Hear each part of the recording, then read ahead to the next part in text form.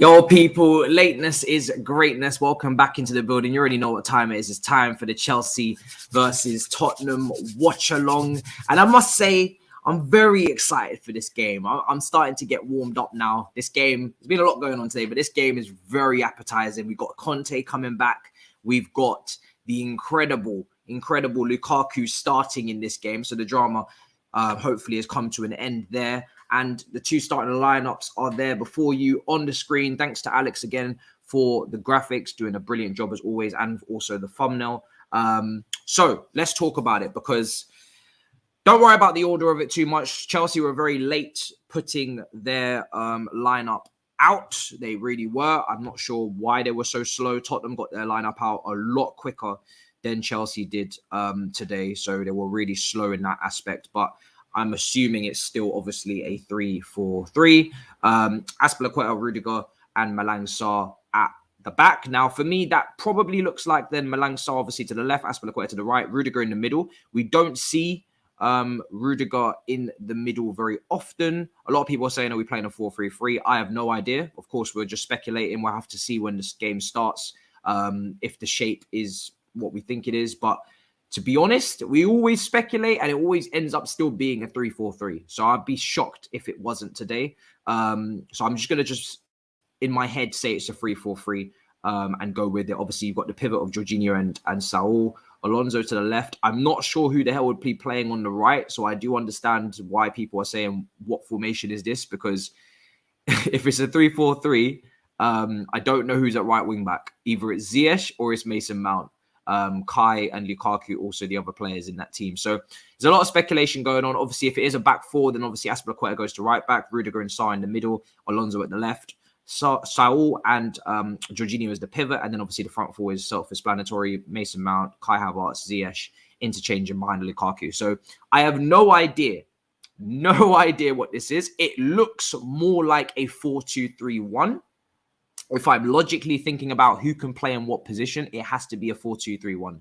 However, we always think it's a 4-2-3-1 or a 4-3-3, and then it still turns out to be a 3 at the back. I don't know how the hell it would be a 3 at the back in this instance. I don't know who's playing at right wing back if it is, but we're only going to find out this information when the game kicks off. And at the moment, we have no idea. So we'll see. We'll see the team shape when the game kicks off, and we'll take a look at it and see what everybody's saying then. Tottenham line up with Lloris, Tanganga, Sanchez, Davies, Emerson, Royal, Skip, Højbjerg, Doherty, Mora, Kane, and Son. So strong Tottenham team, as I predicted. I didn't think they'd, do too much resting in this game. It's obviously a London derby. This is an opportunity for Conte to get his first trophy at the club as well. So they're not really playing games. And yeah, it's not really a surprise there. Our bench: Bettinelli, Hall, Loftus-Cheek, Kova, Barkley, Hudson-Odoi, Pulisic, Vale, and Werner. I've heard that it's Thiago Silva and Kante that have caught a case.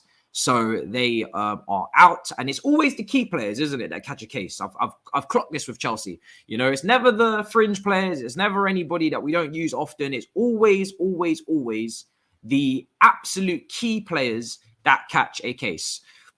And those are the two that caught it today in this morning update with the hourly feedback from the coach. And it's unfortunate, but that is the facts of the matter. No point even complaining about it or talking about it. It is what it is. It keeps happening, and we're here.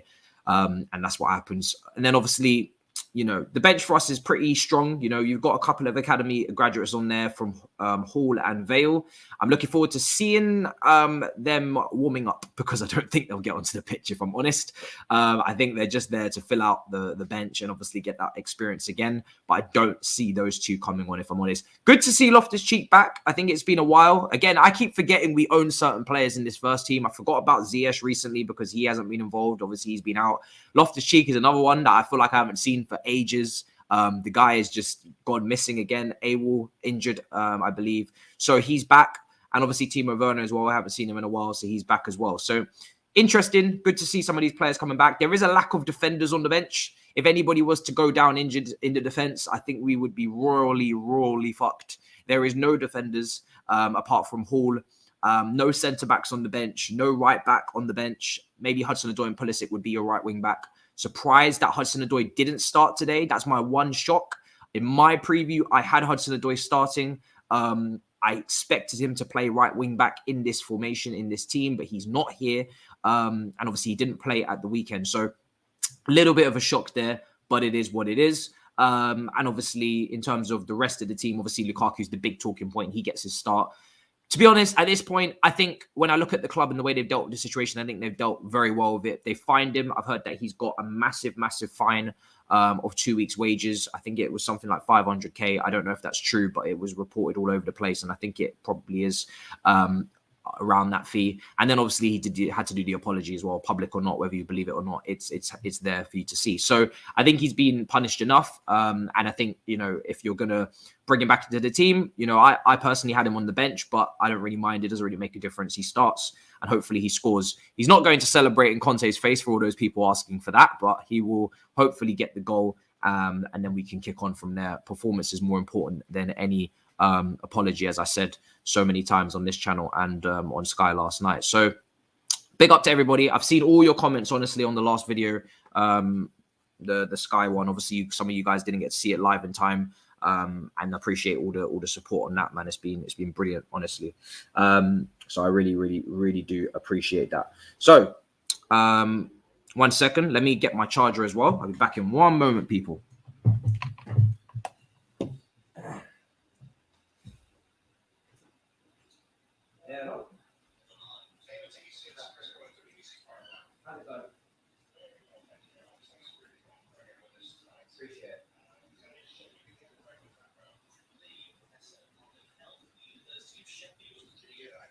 Yeah, I can hear that.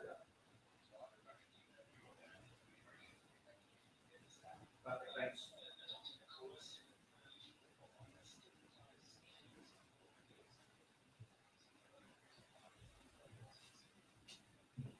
Okay, right.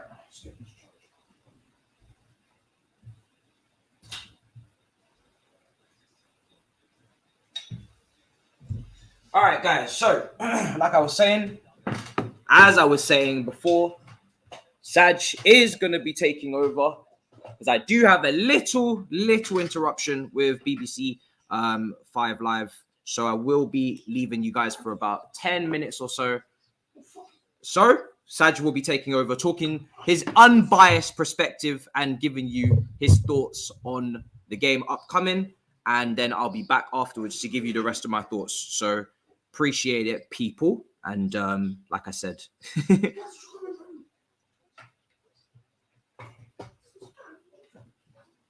all right, let's see this. You're very excited. I see it in the comments.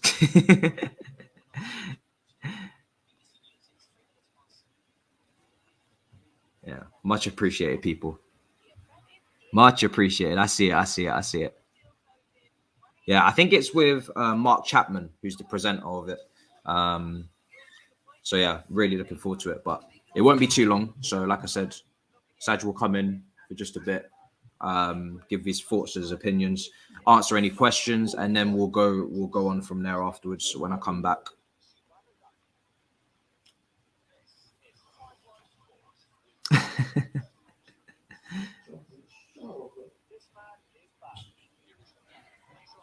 I have no idea what this formation is, honestly. I'll give my thought. I really do want to see when it comes out live because I have no idea what the formation is saying.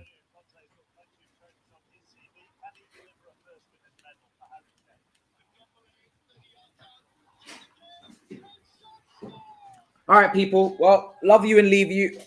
And Saj will take over. And wish me luck. Multitasking, people. That's what it's about. Multitasking. The floor is yours, Saj. Enjoy. People are excited for your arrival. Oh shit, no.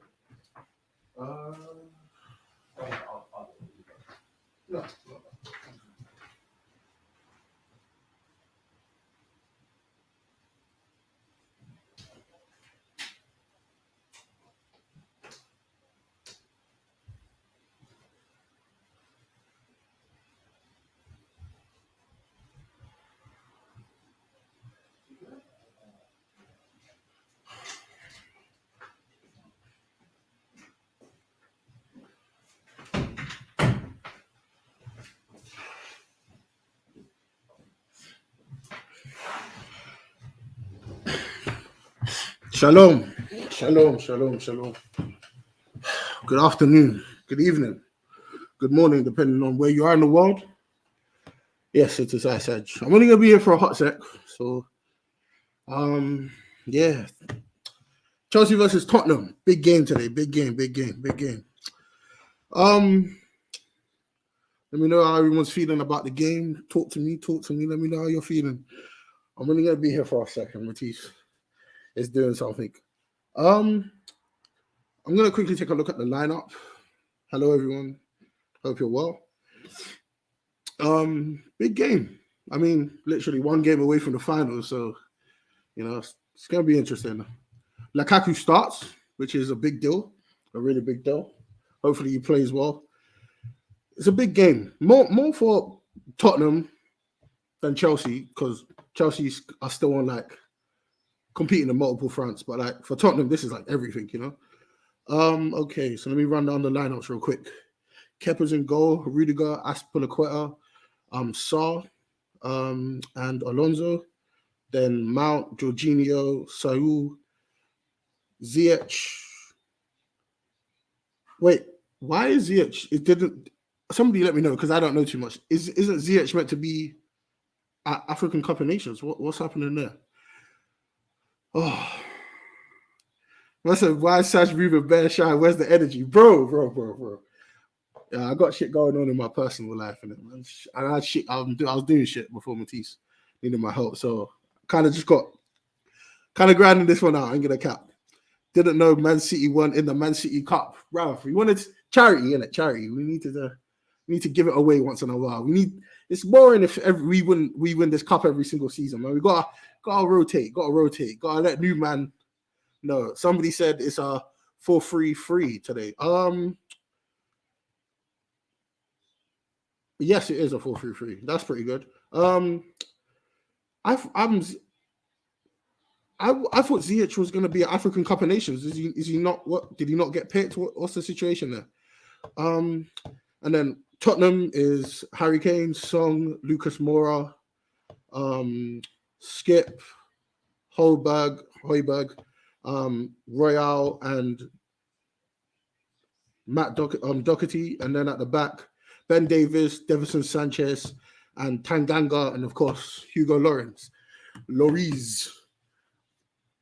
I'm surprised. I really want to know what's going on there with Lloris, because he's in the last 6 months of his contract. Oh, somebody said Ziyech didn't get called up. Okay, crazy.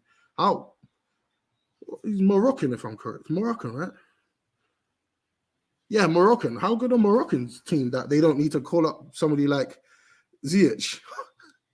That says Højbjerg. You're funny. But yeah,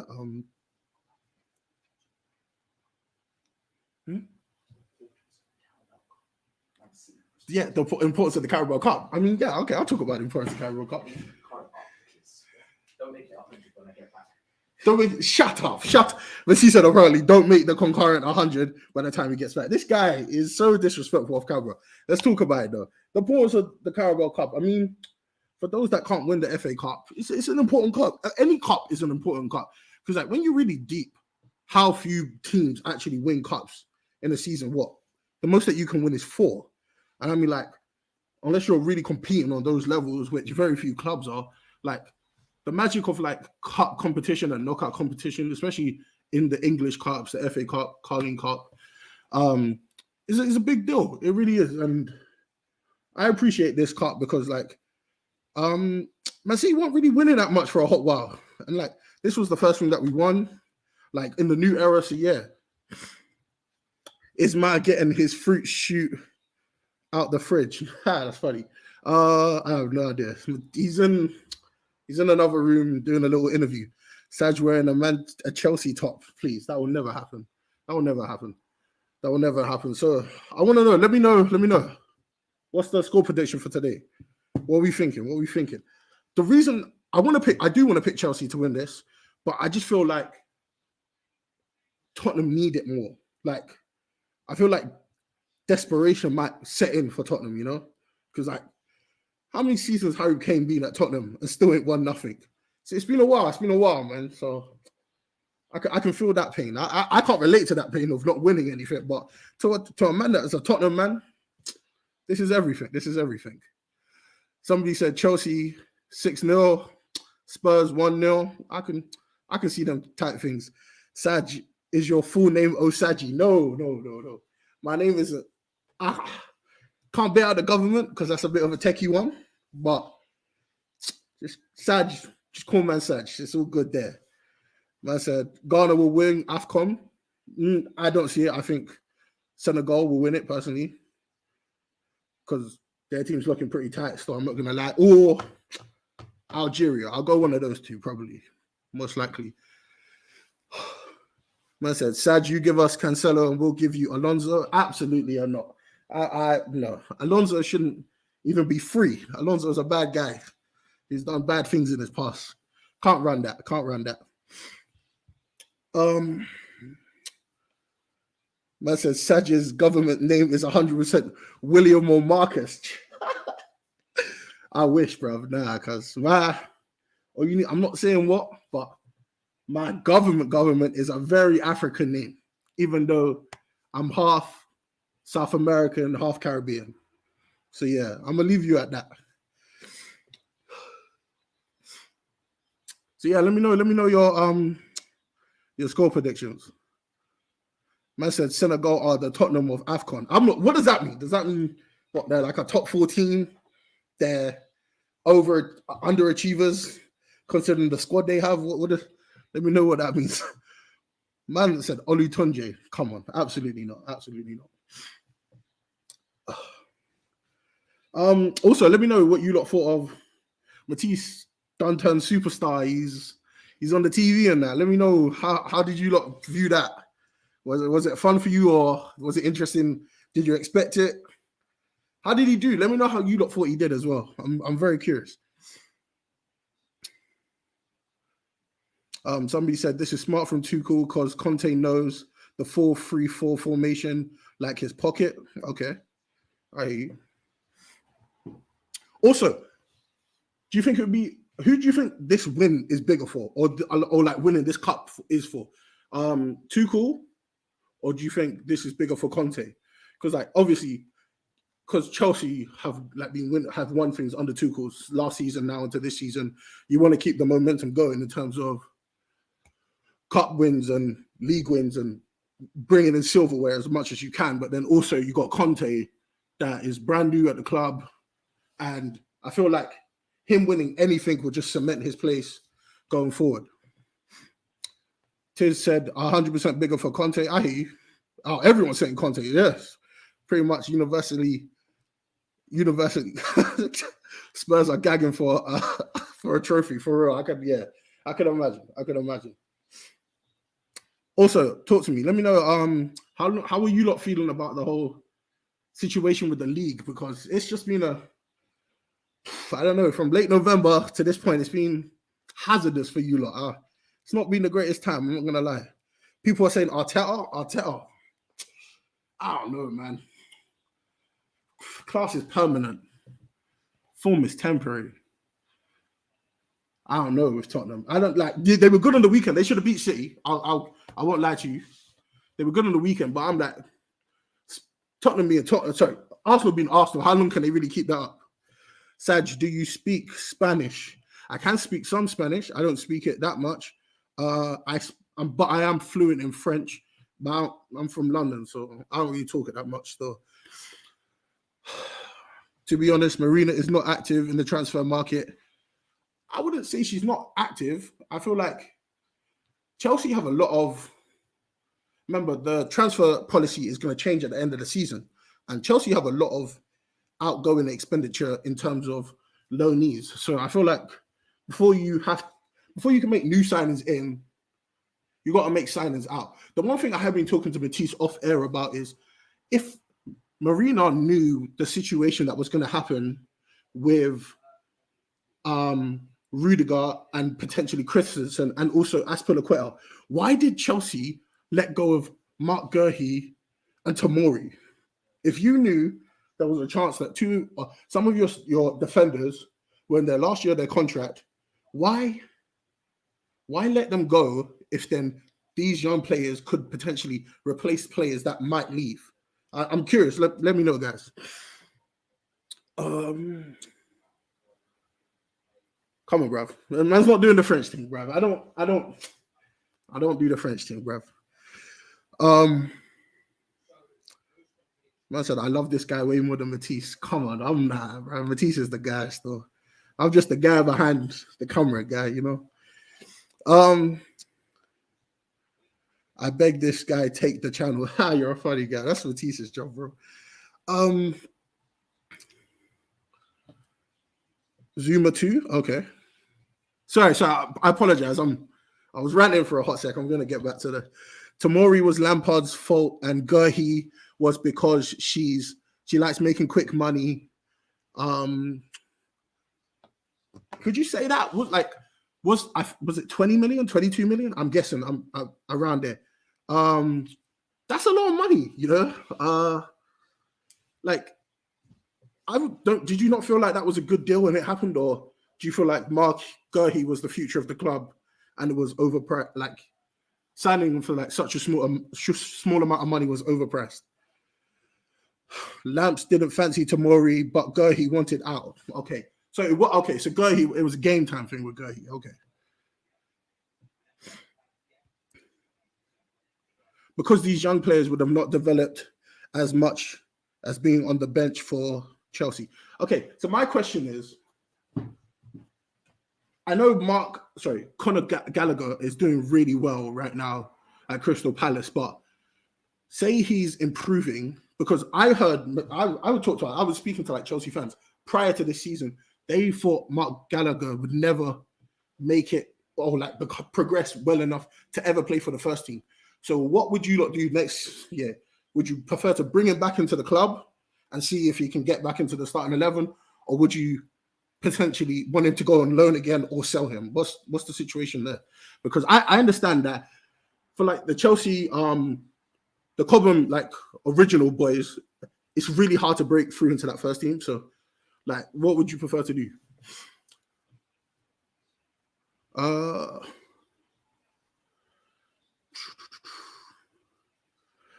Gallagher could bench Mount. I can't lie. Oof. I feel like that's blasphemy. I'm not a Chelsea fan, but I know the Stamford contingency go hard for Mason Mount. I don't know if that would be the case. Gallagher's trim is hard. I haven't seen it, but I could imagine he's in South London, so there's a lot of barbers around there that can give him a little two-piece right there. I would play both Gallagher and Mount. Is that doable though? That's an interesting question. Because like, out of like your youth system, are there any players that you want to get called up to the senior squad in the next year, or is it a situation where you'd rather get rid of most of your loanee players and then try again with either signing new players or promoting like some of the Cobham youth? Because I understand your loan system and it makes sense to me, but I'm like, what's the end goal? Is it just to continually making money, or are some of these players ever going to get opportunities, even if they go and play well abroad and then come back? Broja, yeah, bro, he's been good. He's at Southampton, if I'm correct. He's good. I feel like it's a thing. I'll give my official prediction now. I'm gonna go either 3-2 Chelsea or 3-2 Tottenham. I feel like there's gonna be goals because Tottenham is starting to learn the Conte way of doing things, and it's very interesting to see. But at the same time, that back line for me is quite susceptible. Also, they haven't got the best midfield in the world, which I feel like Conte will address either in January, but more likely in the summer. Man said next year they want Jorginho, Kova, Kante, and Gallagher. Okay, so people do want Kante to stay. Okay, so I've been reading what I'm learning. So we do want Gallagher is in. Okay, cool. Okay. Lukaku scoring tonight. But yeah, hey, Lukaku needs to do something. He didn't play midweek, so he didn't play on the weekend. So yeah, no doubt, you got to do something. Again, I always hear people say Chouameni, but like, and I understand, but like, he's paying money for a player that may not be seasoned enough to start for your club, the mission, or because everyone says Chouameni's great and stuff, but I'm like, come on. Yo, Saj, is Maguire the greatest centre back you have ever seen? That's funny. That's funny. I don't know, bro. It's getting worse. But again, I love it because I'm a Man City fan, but the Man United situation is getting worse the longer we go. Saj, who's winning the Champions League this year? Who's winning the Champions League this year?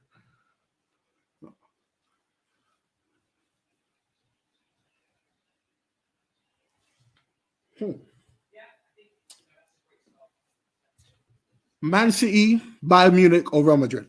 I'm gonna go with that. There we go. Okay. Someone mentioned Phil Jones. I was so shocked, that I didn't even know Phil Jones was still employed at Man City. It was crazy to me because when I was like, wait, Phil Jones is in the lineup. I was like, wait, Phil Jones still plays for Man United. Sorry, not Man City, Man United. I'm like, that's a bit crazy. That is a bit crazy.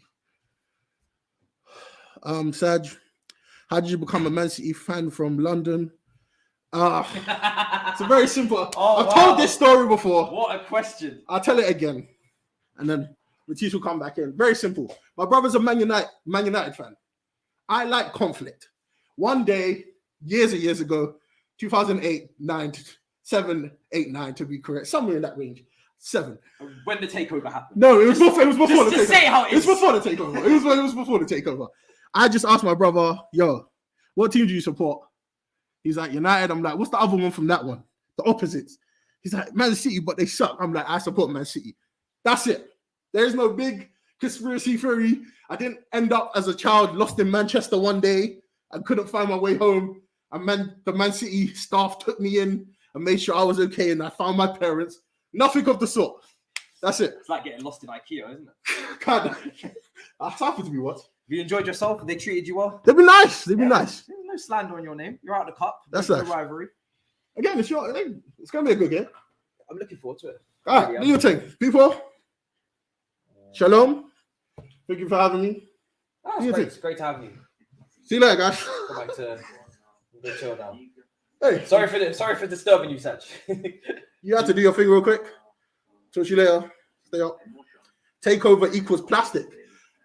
Again, you say that, but you wouldn't say that to Newcastle. You wouldn't say because a takeover equals plastic because.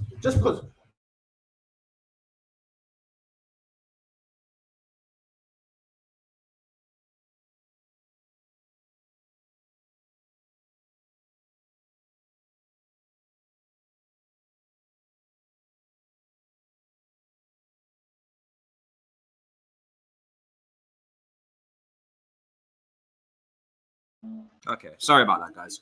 Why are you saying like that? No, because it was muted. Oh, why is this controller not working? Any reason for that? Batteries run out or something? well, probably not. Huh? Can't. Maybe because that's a Kindle and you want the TV. Oh, wait, what? Oh, wait, hold on. Where's the other control? Right there. Where? No, not that one. That doesn't work, mate. It's meant to be that one. Yeah, you take the batteries out of one and put in the other one. I should be able to mute it without that. Okay, now it's working. Cool. All right, we're back. Oh, what was going on there? Sorry, people. Let's talk. Let's see. Okay. Appreciate it. We'll chat to Saj later on. I'm sure he'll be watching this game. You're gonna keep an eye on it, yeah. I mean, the Liverpool-Arsenal game is suspended, so. Oh, suspended? Yeah, they Liverpool managed to dodge that bullet. That's. I was looking forward to that. Yeah, I thought it was gonna be a good game, but they managed to submit a request to have the game cancelled, and then bang, Bob's your uncle, the game's gone. Oh yeah. Yep. So mad. It's a good game, man. All right, do your thing. I've got a lot of ops in here, it seems. Someone said I've got ops in here. Oh, look at the lovely comments. I love you too, guys. Oh, look at you now. Look at you now. Keep circulating that propaganda. We love all of that right there. Oh, God. All right, do your thing. All right, chatty. All right, in a bit, people. All right, there we go. All right, let's get back to it. So it's not really that long until kickoff as well.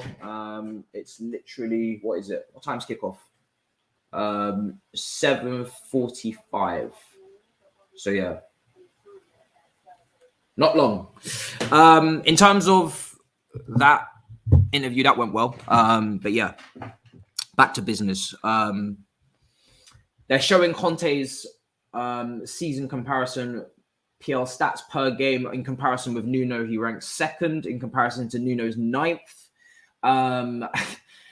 Fifth in terms of goals, fifth in terms of shots, second in terms of goals conceded, and obviously distance covered first, points second. Obviously, Nuno, it was poor. It was 20th for a few of them, 19th, 14th, 9th. So shocking statistics for Nuno. But clearly, and this is what we spoke about on London Club's Carnage earlier, Conte has got this team better. He has got them playing. He has got them, well drilled, well organized. And we saw that potentially even against the weekend, that resilience to come back and that never say die attitude that we showed against Liverpool. They also showed it with a last minute winner. So this Tottenham team is completely different to the Tottenham team that we played earlier on in the season when we whooped their ass. And that's very important to make that distinction. I know a lot of Chelsea fans, last time we played them, we absolutely smoked them second half and we just kept it moving so elegantly in that match. But this is a completely different situation. It's a very, very difficult game. Harry Kane's back on form. Son, I'm very interested to see how they line up formation-wise. I'm seeing a lot of defenders there. It looks like a back five, potentially. Tanganga, Sanchez, Davies, Royale, and Doherty. So that looks like Royale and Doherty is maybe the wing-backs. I'm not sure. It's an interesting one. And then maybe Skip, Højbjerg, and then the front three. So I'm interested to see if they're matching us formation-wise, potentially there as well. In terms of my thoughts on our team, I'm a little bit iffy. Like it's very interesting. I don't know how we're going to line up formation-wise. So as soon as I see that, then I'll be able to tell what's going on. But if it's a back three, then obviously I do worry majorly about who plays right wing back. And if it is not, then it's pretty predictable how the team's going to look. So it's that's how it goes. Big up to everybody in the chat. Let me get some score predictions in now. Let's see what you guys think. I want to know, tell me right now, how do you think this game's going to go? First leg of the Carabao Cup semi-final. Talk to me. Let me know score predictions. Do you think Lukaku will get the goal today? Do you think he's going to put in a good performance? Do you think... I heard the crowd were a little bit subdued when his name was announced. I don't think there was any boos or any noticeable boos, but it certainly wasn't cheers. As I was speaking there on BBC, they kind of let me know that it wasn't incredible reception, but it wasn't toxic. So just in the middle, which is cool. So let me know. Score predictions. 4-2-3-1, you think is the formation? I would be surprised if it wasn't. And yeah, my whole opinion this whole time is that it's extremely counterproductive to boo Lukaku.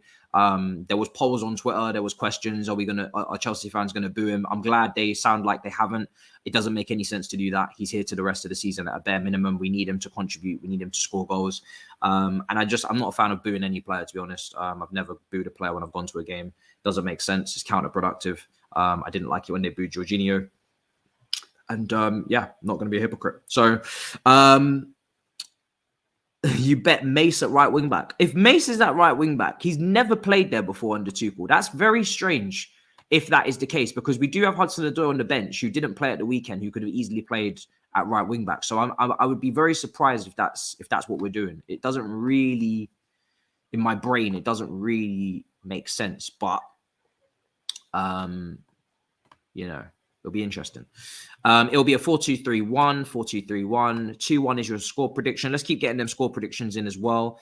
2-2, 2-1 Chelsea, 2-1 Spurs. I do think it's going to be very tight. The Conte effect is very, very well and truly here. Let's see, 2-2 as well. Check out Nizar's tweet. Okay, I will check it out for sure. Let's see. Is this what's the tweet about? Is it more news? What's going on? Is it an update on proceedings in terms of the atmosphere? Reaction to that. Let me see. Okay. I'm checking. Yeah, it doesn't make any sense. You're right. Tuchel has now confirmed the new COVID cases. Unfortunately, Thiago Silva and N'Golo Kante have tested positive. It's a huge for us because they are two huge players. Yeah, that was confirmed earlier on before I went away. I said, yeah, these two players are out. So we knew that already.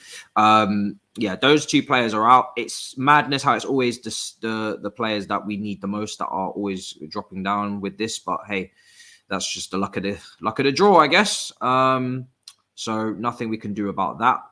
And hopefully that is the last of it because, we're not getting our games called off like other teams, are we? So we're not so fortunate to have our games cut off and things changed and moved for us. Although I must say, I'm glad we don't have this game called off because I do think this game is playing at a good time. You've got Chesterfield on Saturday. It allows us to play a strong team today and obviously rest players for the game on Saturday and then go again next week. So I do think this is a good timing to have the game and have the Chesterfield game in between the first and second leg, and then obviously Manchester City is the weekend after. So I'm not one to want this game to be called off. I think if the Wolves game is not going to be called off for Chelsea, then no game is going to get called off for Chelsea. In that respect, it's how it goes. So yeah, that's how it is. Okay, so Timo is back. I see in the comments back 4 ?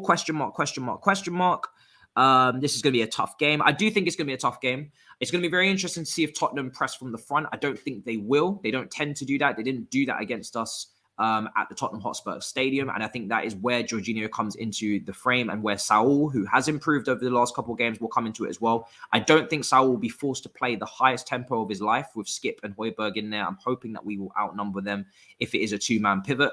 Now, obviously, Son can press from the front. Lucas Moura can press from the front. Harry Kane doesn't really, strike me as a presser. He might drop back into the number 10 position when those two press from the front as a front two. We know we struggled with that against Aston Villa at home when Ings and Watkins pressed the back 3. Now, we're playing a back 4. So how Chelsea build out from the back, if we do play the back 4, I should put an asterisk next to that, is going to be very interesting. We don't usually play a back 4. We haven't seen Chelsea do build up in a back 4. We haven't seen how they utilize the width from that situation there with the two fullbacks. And Alonso and Azpilicueta are not the most technical fullbacks that you'd want for build-up play. So Chelsea, from build-up perspective today, if Son and Moura are going to press from the front, could be hairy with Kane dropping in and waiting for the scraps in behind.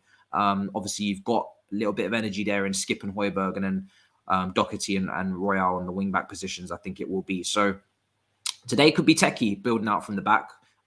It really could be if it is a back 4. I don't trust Malang Sarr on the ball. I don't trust him and Alonso on the same flank. We've definitely seen teams rested in previous fixtures where those two have played together, and our left flank has been absolutely torn to shreds.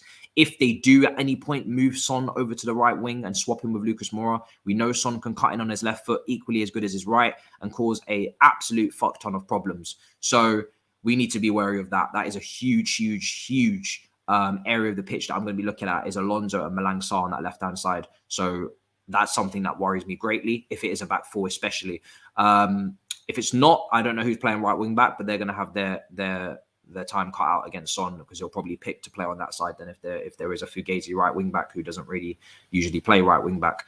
Midfield, Saul and Jorginho, we could, it could go one of two ways. Either we could get overrun with pace, or they could control the game. Saul could play, as he's been playing recently, which is a lot better, and they could get their foot on the ball, dictate and control this match and control possession. But it could also go the other way, where we're outrun. We have very slow fullbacks, wing backs, whatever way they play. That is a situation that is worrying me also. So there's a lot of worry with the team. I'm not going to lie. Now that I'm looking at it, really condensing it and thinking about it, it does worry me a lot. There had to be obviously some changes. We are forced to do these things. In the preview, I did have Kante in the midfield for this very reason. I felt like there's some legs needed in there, whether it's Saul partnering him or Jorginho. Obviously, you want to complement that with some energy. And obviously, because we know we haven't got our first choice wing backs that are far more pacey than Azpilicueta and Alonso, you just want that pace in midfield, which is what we had on Sunday, against Liverpool. And those midfielders were absolutely brilliant. So, little bit of concern for me personally with the team.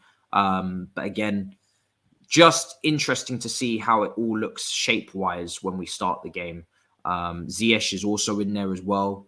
He's going to need to be the Ziyech that I've complimented so often in the last few weeks with the Watford performance, etc., etc. High tempo from him, off the ball and on the ball, energetic, pressing, looking to pounce on mistakes, and then his body movements on the ball seem to be faster when he's doing that off the ball. Mason Mount, we're going to need that dedication as well, that speed, and obviously Kai and Lukaku as well up top. It's going to be interesting. So a lot of question marks with this team. I'm very interested to see how they perform. I am a bit worried because I do look at that Tottenham team and I say to myself, Conte can get something out of that bunch. He can definitely get a result with that team. It's not absolutely dreadful, especially with the two forward players. We know how dangerous they are. But on the bench wise, we're a lot stronger on the bench. We've got a lot more game changers. That's where my confidence comes back. If you look at Tottenham's bench, it's pretty weak. There's a lack of real threat on there that I would be worried about. Whereas us, we've got, Timo Werner who's coming back into the frame. We know he can change the game, especially if there's a high line or anything like that to pounce upon. And if Tottenham are pressing from the front and they are going to be, some sort of compact unit, then they will have some spacing behind if they are going to press us high up. That's where Timo Werner could come in off the bench. Harvey Vale is another player that I want to look at again. Don't think he'll get the game time, but Pulisic and Hudson-Odoi are there as well. And obviously Kova. Kova was absolutely incredible against Liverpool. Like it was a performance for the ages from Kova, taking the ball out of the sky like an angel, smacking that ball into the top corner. He's really, really come a long way this season. So there's a lot going on there. Gus Poyet's at the bridge. Lovely to see. Lovely to hear. Obviously, Chelsea and Tottenham former player there. So playing both sides. Well, we all love Gus Poyet. It's mad that he could have played for Tottenham and we still love him. It's actually nuts. There's only a handful of players I think that can really apply to. But he's speaking on Sky Sports there right now in terms of coverage. Let's see what you guys are telling me in the comments. Kante made such an impact last game against Tottenham. Yes, I remember that. He came on for Mason Mount, I think around halftime, and he completely changed the game. We took Mason Mount off, who wasn't having a great game. And then we went to a three-man midfield. It was Jorginho, Kova, and Kante. Dominated the midfield completely. And actually created more chances and created more havoc than we did when we had more players forward in the 3-4-3. We went to a 3-5-2 and we were way more attacking. So that's what I talk about when I say not always numbers correlate to attacking, displays. That's a good example of that in that game. Let's see what everybody's saying. I've seen the Nizar tweet from Goal, unless there's another thing that I'm missing. I don't think there is. Yeah, I think I'm all caught up on that regard. Yeah, I knew those two players were out for hours ago. It was quite drip fed through the community. Saul wingback, Mount is CM. If Saul was playing wingback on the right, I have a lot of question marks on what the hell we're doing because Saul on the right, he didn't play very well at left wingback. He left a lot of space. So then him on the right, with Aspie, who needs space. He needs cover and help. That is a no-no. So I hope that's not happening because I don't want to see Saul at right wing back, and I don't want to see any of that. That's terrible. That sounds awful. Sounds like a tragedy. Did someone die? What are we doing here? Yeah, no, thank you, please. That's not what I'm trying to see. And it really doesn't make sense in my head either. I don't understand. Again, that decision there, I wouldn't be able to understand that when Hudson-Odoi is sitting on the bench. It just doesn't make any sense. So, yeah. That's what he said. Right wing back and left wing back. That's what Nizar said. I can't see that unless that's in the replies. I'm looking at his official tweets. I'm not seeing it. Let me see replies, what he's saying. He said Tuchel could be lining up 42 minutes ago. He said Tuchel could be lining up with a back four. for, I think, the first time as Chelsea manager. I think, well, he did use it in a cup game last season in the FA Cup away from home. I can't remember who he was playing against, but he did try back four then. He used to switch formation pretty regularly at his other clubs, though. He also said Chelsea have listed it on their team news graphic as Alonso as right wing back and Saul as left wing back. I really, really, really hope to God that is not what it is. I don't want to see Alonso at right wing back and Saul at left wing back. If that is what we are seeing, then God have mercy on us all. It's going to be a very, very interesting game to watch. Mendy is obviously with the AFCON now, so we will not be seeing him for a few matches, and we're going to miss him. But I'm hoping Kepa doesn't really become a talking point. I think he's been very good under Tuchel. A lot of his highlights are the penalty shootouts. Of course, that is where his expertise and specialties come. That is clutch. We are talking about general performance here, but he has improved a lot under Tuchel, even general performance as a goalkeeper. So I am not worried. I promise I am fine. There is no goosebumps. There is no shiver me timbers around here. I am good. But yeah, I hope that is not true. What we just read there was diabolical, and it was borderline making me heave.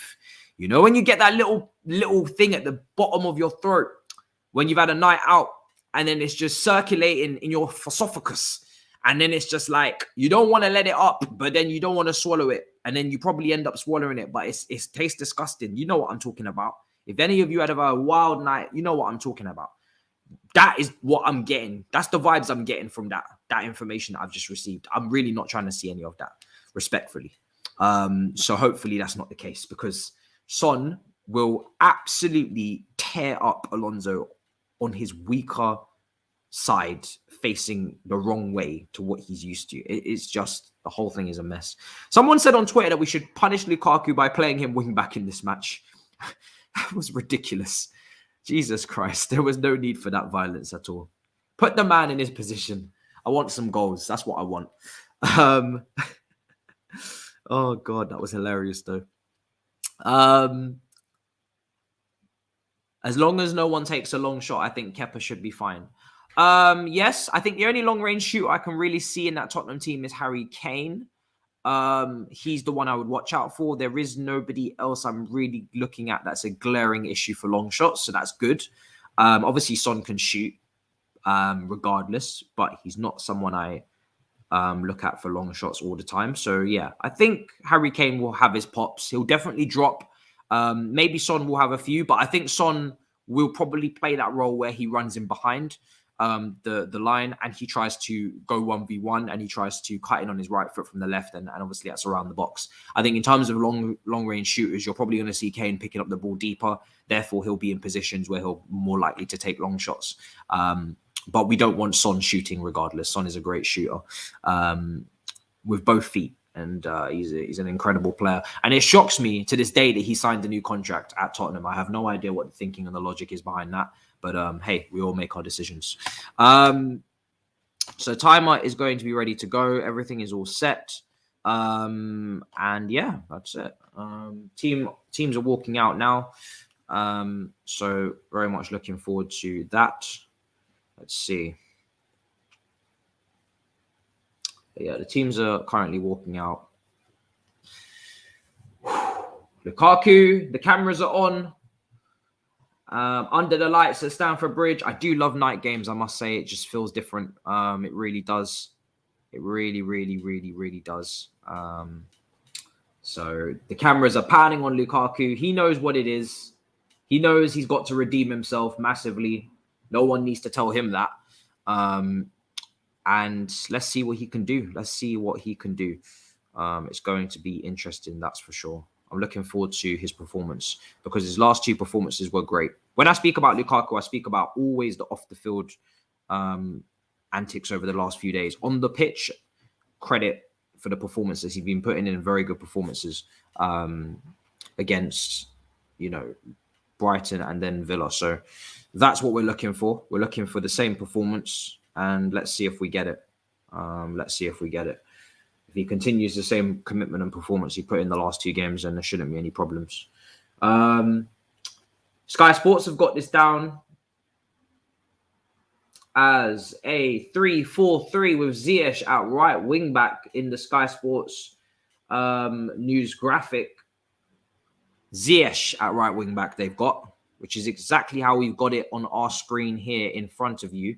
Now, from an attacking point of view, I can understand if Ziyech is playing on the wing and he takes up right wing positions on the touchline and then looks to cross on his left foot. From a defensive standpoint, I am absolutely shitting myself.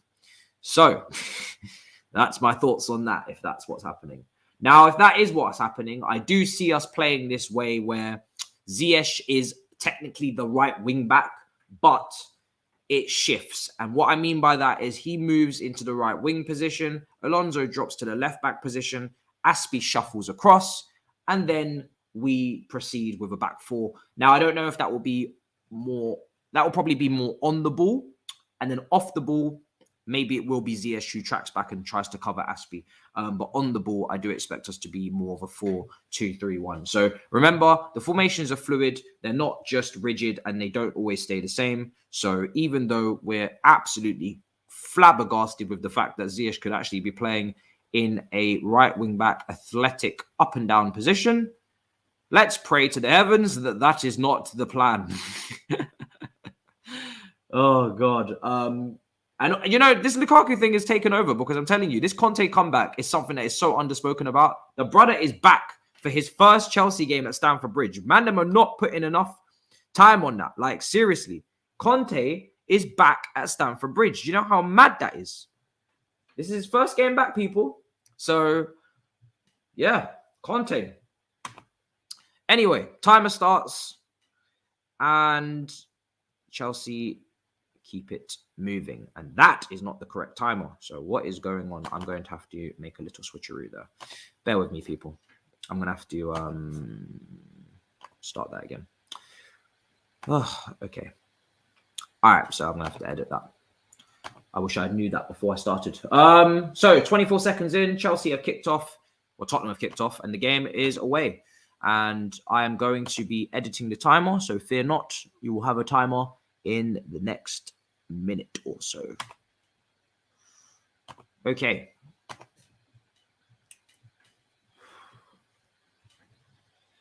So initially, we already went on the attack there. Lukaku on the right-hand side and tried to make the cutback for Kai Havertz, and it didn't quite pan out, unfortunately. But already starting the game with how hopefully we mean to go on, which is nice and aggressive, which is what everybody wants to see. Okie dokie. Yeah, we started well. We're on the attack. And we've won a free kick. So good start to the game from Chelsea. Very, very good start to the game. Let me make this editorial change.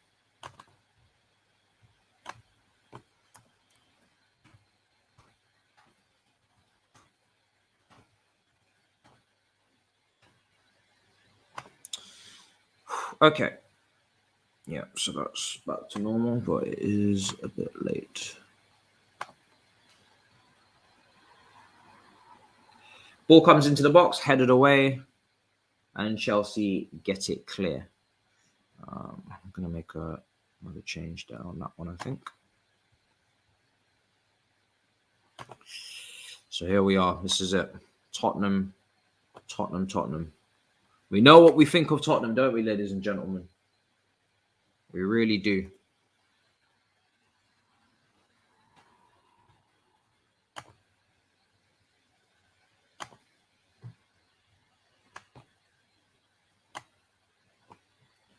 What do we think of Tottenham in the chat? What do we think of Tottenham? Please let me know in the comments down below.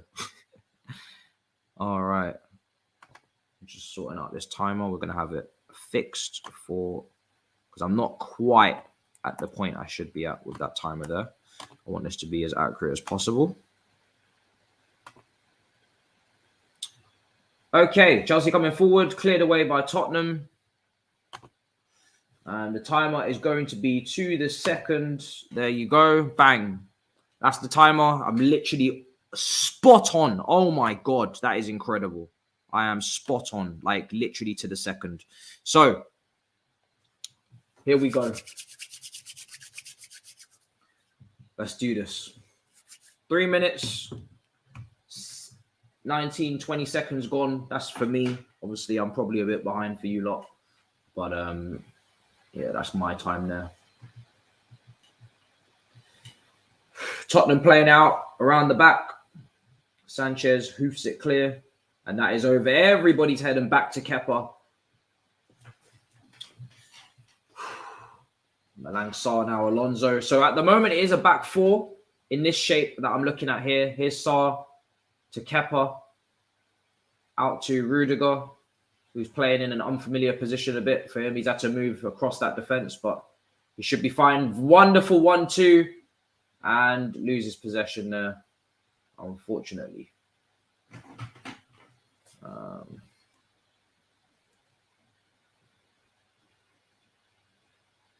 feel like I might be a little bit behind. Alonso coming forward, ball in behind is Kai. Kai, go on! Yes! Come on! Come on, Kai! Yes! 1-0 to Chelsea. Kai Havertz with the goal. It's a fantastic finish from him. They're celebrating in the net. Chelsea take the lead. Fantastic. That's what you love to see. It's a brilliant start. I hope Kai is not hurt and he's not injured there.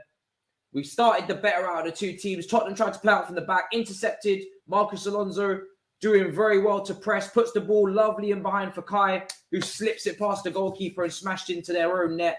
Wonderful from Alonso. That's what we want to see. Puts the ball in behind for Kai. And bang, off Davison Sanchez into the roof of the net. Brilliant. Brilliant, brilliant, brilliant, brilliant. What a start. What a start from Chelsea. 1-0 inside 5 minutes. That is honestly brilliant. It really is. And, you know, when you look at old managers coming back to the football club, I remember that 5 or 4-0 beatdown of Manchester United when Mourinho came back.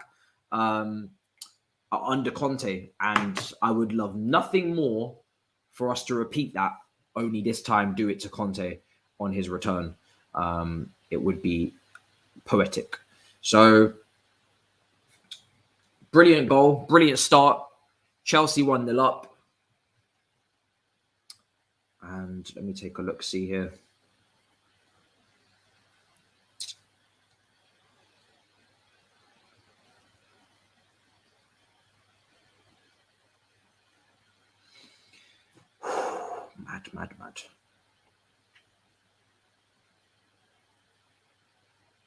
Mad.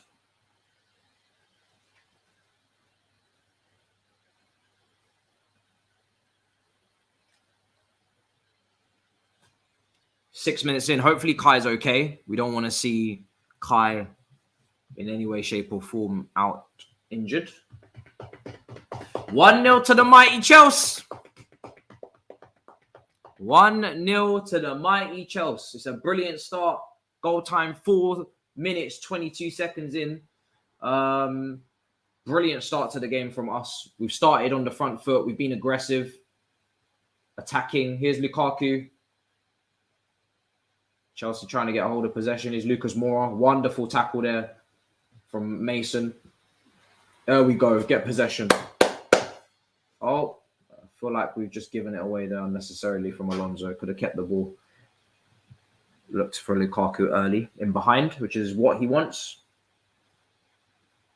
Lukaku definitely wants to be running in behind. We saw that against Aston Villa with the goal. So, good to play those early balls if possible. It's a bit outnumbered there, though, I must say. Chelsea's shape, I think, when they're off the ball, seems to be a 3-5-2.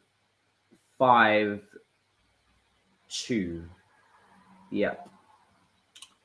So when Chelsea don't have possession, it seems to be a 3-5-2 with Lukaku and Kai up front. Mount drops into the midfield three and Ziyech goes to right wing back. But then when we attack, it seems to be a 4-2-3-1. That's what I'm getting so far, but I haven't seen enough.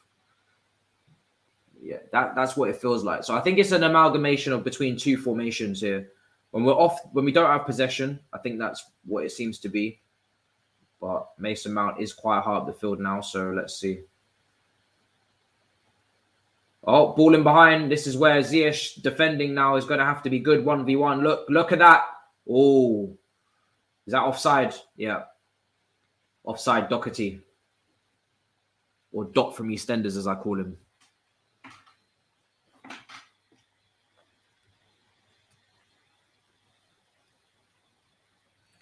Yeah, it's an interesting one. And this is why I say the formation's flexible, because you can just interchange formations in game.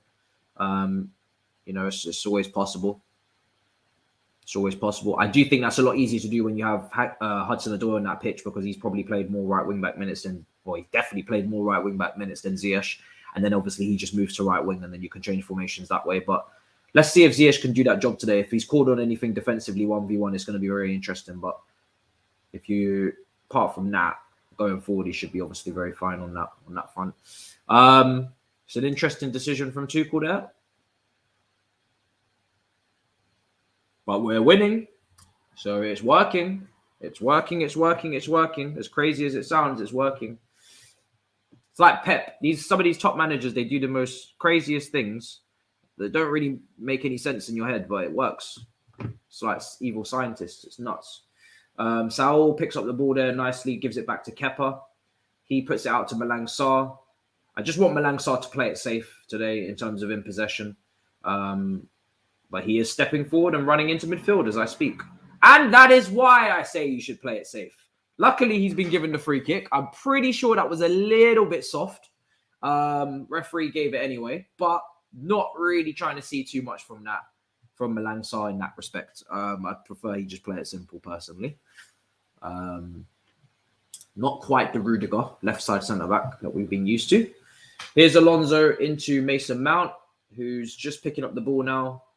And back to Sarr. Clear it. Good stuff. Well done. There we go. Brilliant stuff. And now we have possession. Jorginho. Brilliant. Now into Ziyech. Lovely stuff. And now Aspie. So Ziyech will drop into that pocket as well. In the right side centre midfield position, you'll see him do that a lot. And just add an extra body in terms of being that maybe number 8 in possession sometimes as well. So that's what Ziyech likes to do. At Ajax, he was given the freedom to do that. He picked up the ball centrally a lot of times as well, as much as he did on the flank. And he just liked to get in there, pick a couple passes, spray a few long balls. And I think he'll do that a bit today. That's a very important thing to do. Him or Mason need to drop in there at times just so Jorginho and Saul are not overrun. And I think they'll do that. So it looks like, at the moment, both of them will take it in turns to do that from either the left-hand side or the right. And then Havertz and Lukaku will stay up top and do their thing there. Azpilicueta with the ball in. His signature cross cleared away. And that is deflected. Go on. Oh! And he would have been onside because the last touch was from a defender from Tottenham. So there was a good shot from Kai. It was in the corner, especially with his right foot. He's unlucky. So close to a second. Look, clears it off the player. Bang. Yeah, just unfortunate. Unfortunately, it's on his right foot and not on his left. Otherwise, we might have had a more convincing finish there from Kai, but kind of just maybe scuffed it a little bit. Here comes Tottenham coming forward.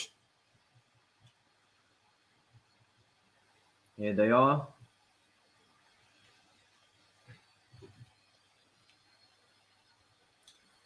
Lucas Moura out to the right-hand side as... Oh, there we go. A little bit of dribbling going on there from Royal. Emerson. Raul. Who made this man king? Oh, good stuff. Good recovery from Sarr. He did nuts him, and then he recovered. And then Chelsea win a free kick. It's good. If you're going to get nutmegged, definitely recover. Very important. Very important to recover from any nutmeg. Did very well there. Someone saying if Malang Sarr said, if I slap you now. Oh, goodness me. We've got a few players that like to score big goals, don't they? Just need consistent from them. Consistent goals. But Kai likes a big goal. Pulisic likes a goal in a big game. I feel like some of these players, they prefer playing against the top teams, it seems. Seems like they prefer playing against better opposition. Here's Kai. Oh, take a shot. Go on. Saul, wrong foot.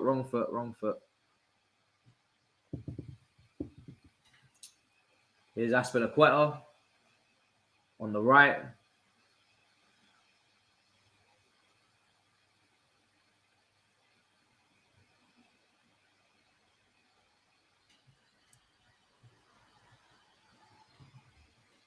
We're playing well, guys. We're playing very well. The counter press is good. The shape off the ball is really good. Really, everybody seems to be doing their job. And we seem versatile. Like you can see, sometimes we are in that back three kind of setup. Sometimes we're moving back to that back four. The 2 8s, I think, are Mount and Ziyech. If they're not in the attack, they'll funnel back and someone will make up that pivot. So there's a lot of fluidity going on. And this is what I talk about when I say formation. Chelsea don't really play rigidly. They don't stay in a rigid formation. There's a lot of fluidity. There's a lot of players taking up different zones. And I think today, it seems to be in modern football is more about zones. Ziyech will take up that right wing back position in defense when we don't have the ball. When we do have the ball, he'll either be in the right number 8 kind of channel, picking up the ball from deep, or he'll be in the right wing position. You could say maybe the same for Mason Mount, dropping back into the pivot if he needs to, or he'll be up front pressing. No one stays stationary, of course. So we're kind of moving between back 4, back 3, pivot and 3-man midfield. There's a lot of movement going on there. Here's Ziyech now on the right wing. Look at him now picking up the ball out here. Nice step overs. Good ball into. Look at this. Go on. Take the shot. Oh, lovely bit of play. Lovely bit of play.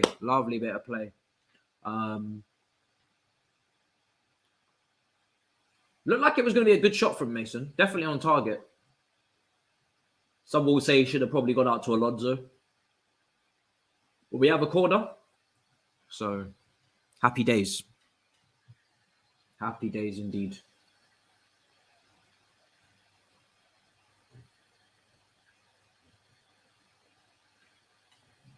Ziyech with the corner. 15 minutes gone. Ball comes into the box. Cleared away. Mason. Blocked. Jorginho back to Malang Sarr. Out to Ziyech. Go on, Ziyech. Go on. Oh, give it. There we go. I'm back.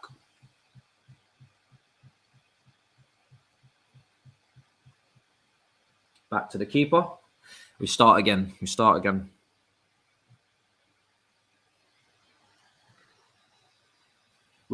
well. 63% possession. 6 shots to Tottenham's none. Etc. But we always want to make sure to get that second goal. When we're dominating like this, take advantage, because we know how this goes. 1-0 leads. We don't do that around here. So let's try and get the second, because at some point I'd expect Tottenham to wake up. I don't know what's happened with the start. They don't really seem to realise they're in a London derby. But I'm sure Conte will do something about that at some point, whether it's at half-time or maybe even midway through the game.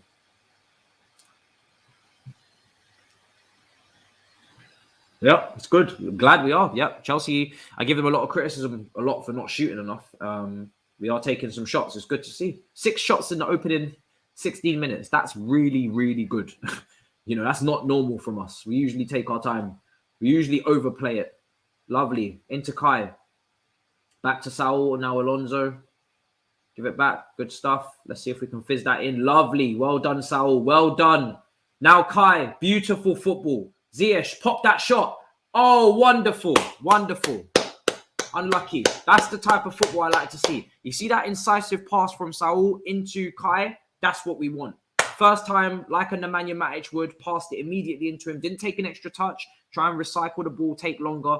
Played it at speed. Played it at tempo. Trusted his ability to play that pass in a tight space. Got it into Kai. And as soon as you funnel that ball in the half spaces quickly, then you get players turning and playing 1-2s, and then you can start to create opportunities. When you're being slow and you don't want to play a risky pass in between the lines, and you want to just keep circulating the ball and back and forth, we don't get anywhere. So when you pass the ball with that type of punch, which is what he did, you force Kai to wake up and be like, all right, my touch has got to be on point so I can then do something quickly.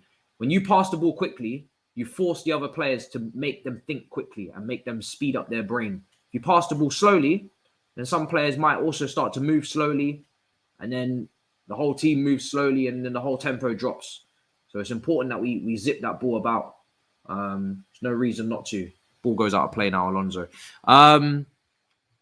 0 shots for Spurs. I remember when we held them to 0 shots on target at home under Lampard, I think. The Podfather says, at last, a 4 at the back, more attackers, more shots. I mean, we had loads of shots against Everton, and we played it back 3. I don't know if we're going to make this conclusion so quickly, but I like that you're happy about it. Rudiger back to the goalkeeper, and we start again. Yeah, it's been some really good key passes.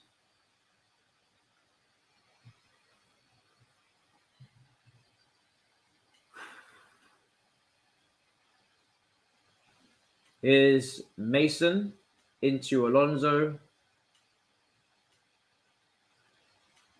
Out to Rudiger. Trying to switch it out. It's a wayward ball overhit. Out for a throw-in.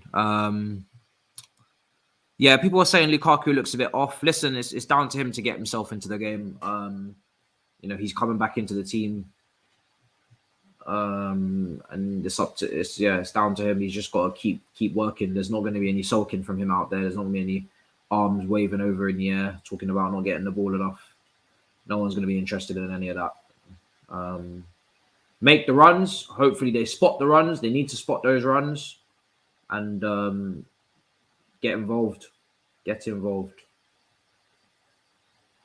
It's very simple. That looked like a handball, but we keep it moving. Tottenham now moving forward here with Doherty on the left-hand side. Ziyech is tracking back. Needs to get there quickly. We need to remember Doherty's right-footed, so he will probably always check back inside. So as long as you get out there in time, you shouldn't be really in danger of any first-time crosses with his left foot, whipping across the box, things like that. The guy usually is probably going to look to check back in. That's going to make them more narrow. So Ziyech, shouldn't have as many issues as he would, say, playing against a Timakass against Liverpool in that position where he's left-footed and he's going to just literally punish you if you don't get out to him quick enough. So a lot easier for Ziyech to play that role against a right-footer than a left-footer for sure. 20 minutes gone, 1-0. Happy days, we're winning, no complaints.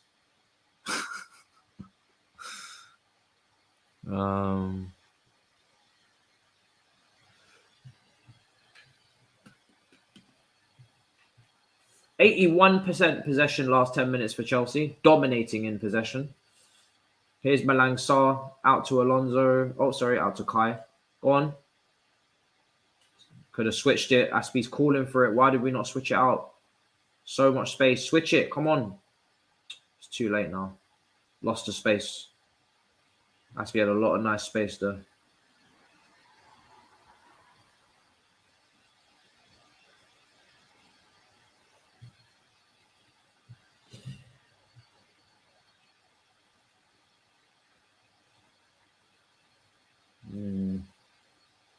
I'm watching Lukaku. I want to see his movements and just how much or how little we're getting the ball to him or not spotting his runs. So my eyes are very much pinned on Lukaku for the next 5-10 minutes. I just want to see what he's like on that pitch in isolation.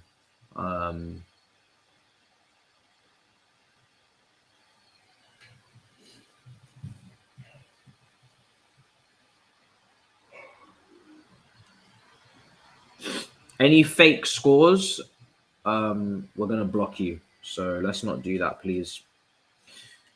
Unless you want to be blocked, then go ahead. Ball comes into the box. Oh, nope. Yeah, any fake scores, guys, just block them.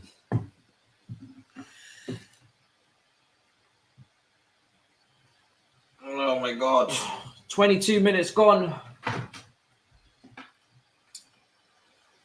Oh, 65% win rate for Conte since he's arrived. Oh, that was his Chelsea record. Sorry. Oh, Lord. The guy was doing business. Businessmen doing business.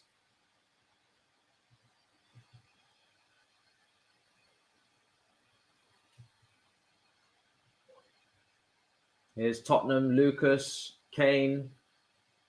Oh, there's a lot of space on the left. Good block. Now Saul out to Ziyech. Wonderful. Oh, just lost it. Højbjerg doing well there. 23 minutes gone. Tottenham just starting to get themselves back into the game here. Slip from Jorginho, I think it was, and he made up for it. And a free kick for Tottenham. Foul on Emerson. Are they going to put the ball into the box here? What are we doing?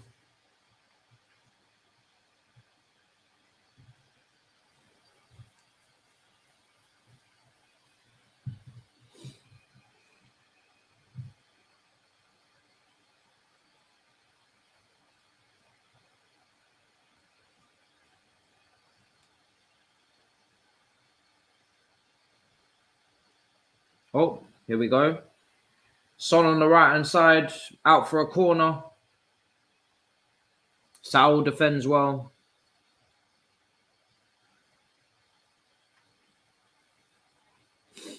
Chelsea, again, Tottenham just slowly coming into it again, like I said they would. You know, we're not expecting to just dominate the whole game relentlessly. Tottenham are going to get back into it. They're going to have their moments.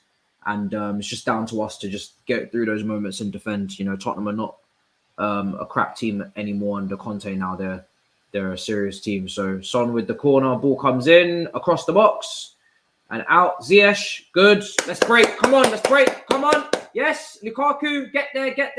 Let's go. Take him down the line.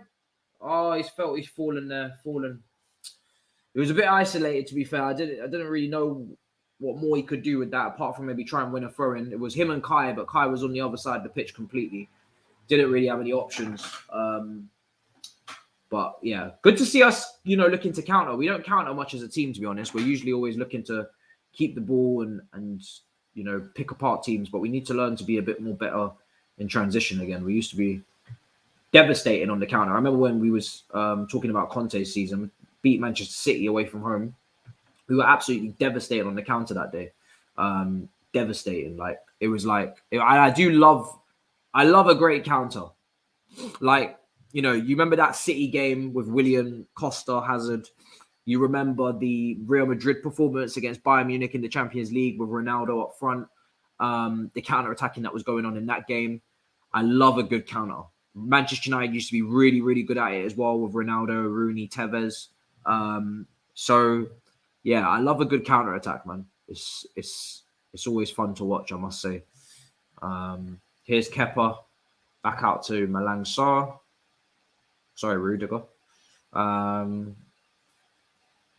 Here's Alonso. Back in. Lovely. Good stuff. Lovely. Come on. One more. There we go. Come on. Mason, get around the other side of him. Good. Oh, is that a throw? Oh. Tanganga.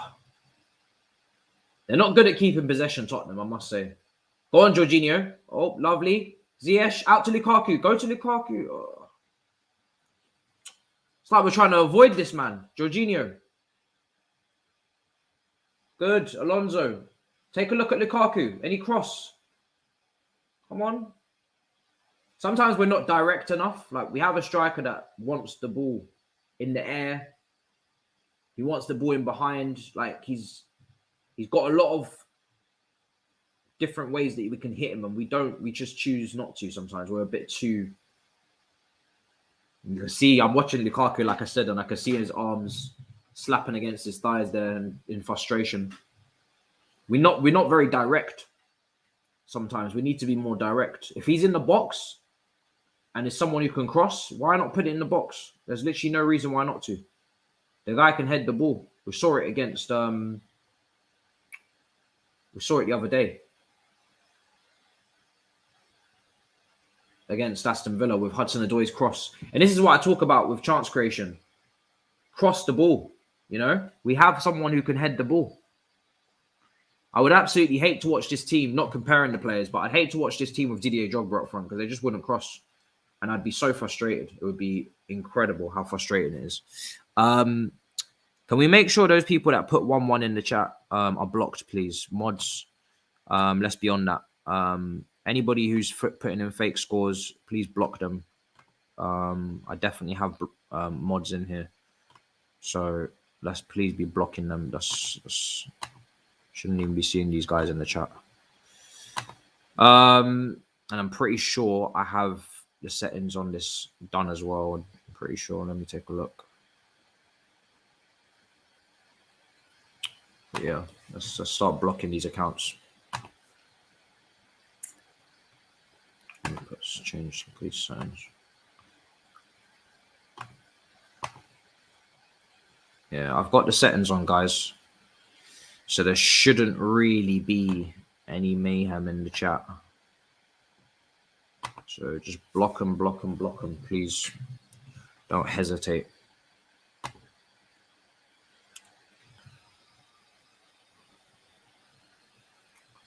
Jorginho.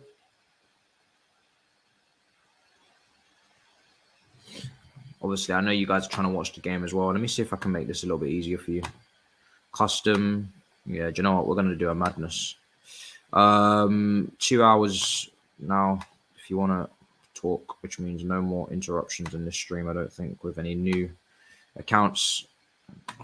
So if you subscribed an hour ago, apologies, but there will be no live chat for you today, unfortunately. We've got to cut out the new accounts, I'm afraid. I'm not interested in them being in here, especially during the game. Here's Saul. Go on, ball in. That's a poor cross. But I think Lukaku says almost thank you for trying to put the ball into the box in a direct fashion. We just need to be more direct, man. We need to be more direct. Like, I get the possession, the patience. I love it.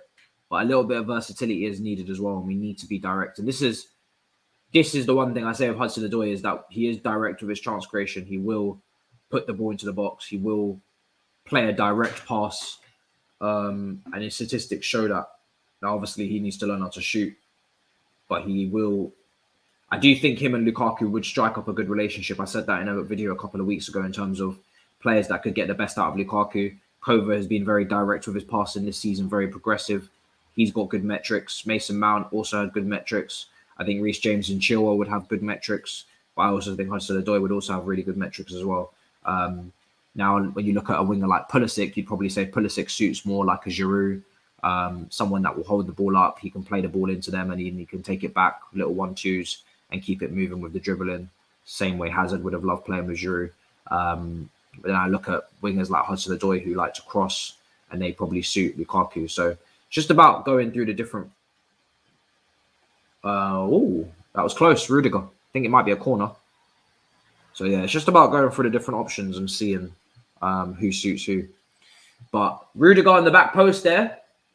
Yeah, definitely a corner. Definitely a corner. Yeah, couldn't quite get on the end of it.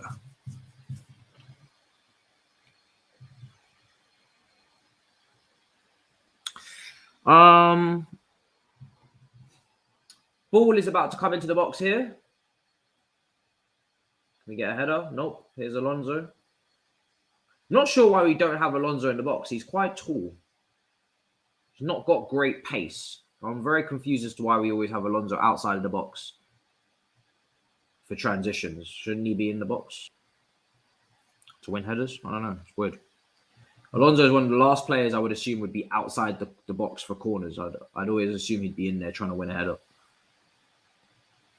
We speak about so often Alonso with his heading and his height, bringing an out ball to the team and build up if we want to go long. But for corners, he's either taking them or he's outside the box. I don't understand why. Can he not head the ball? Confuses me to this day.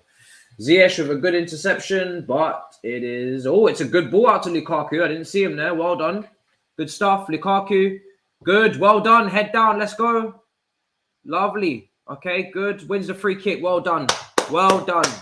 And that, by the way, people, is what we're talking about. Direct. You know, Ziyech gets the ball, looks for Lukaku immediately, gets him running at players, gets him terrorizing defenders, and then we can start winning free kicks and progressing from there. And this is what I'm talking about with being more direct and not always trying to play the slow pass. That's what Lukaku wants. He wants to be running at players. I hope that's what he wants. If he changes his mind again, fuck me. Here comes the corner. Oh, sorry, the wide free kick. Ziyech, let's get some good delivery here. Ziyech.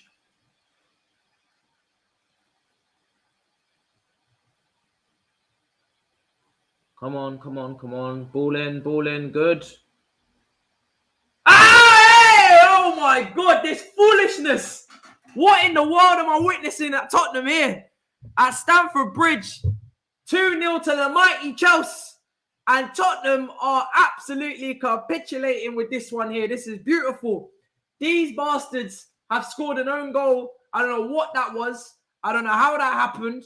But we cheers and we thank and we will cheers with apple juice later to that one. Ball came into the box. Headed into his own man and into the back of the net. It is Gucci up in this bitch. Lovely. Thank you. I don't care how they go in as long as they do.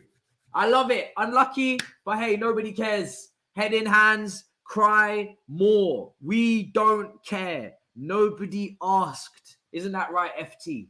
Nobody asked. I'm telling you, I would love nothing more but a beat down here. This is Conte's homecoming. Let's get this moving. Let's get this moving. Lovely stuff. Lovely jubbly. You love to see it, people. I'm telling you, you really do.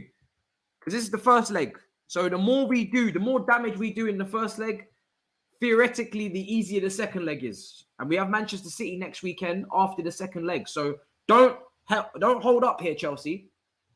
Keep applying the pressure. Keep on their necks. Let's make this something special. Don't hold back. We got Chesterfield on Saturday. You're not saving yourselves for Chesterfield. So keep applying that pressure. And let's go and smoke these fools, because it will only make it easier in the next game. And who knows, if we smoke them bad enough, maybe Tottenham will rest players, because I think they've got Arsenal that following weekend. So yeah, listen, man, smoke these fools. Smoke these fools. Let's do this. I want to see. I'm smelling blood. Let's go. I'm smelling blood. Good ball, Mason. Let's do this. Tottenham in the mud. I'm telling you, we love it. Oozing. We love it.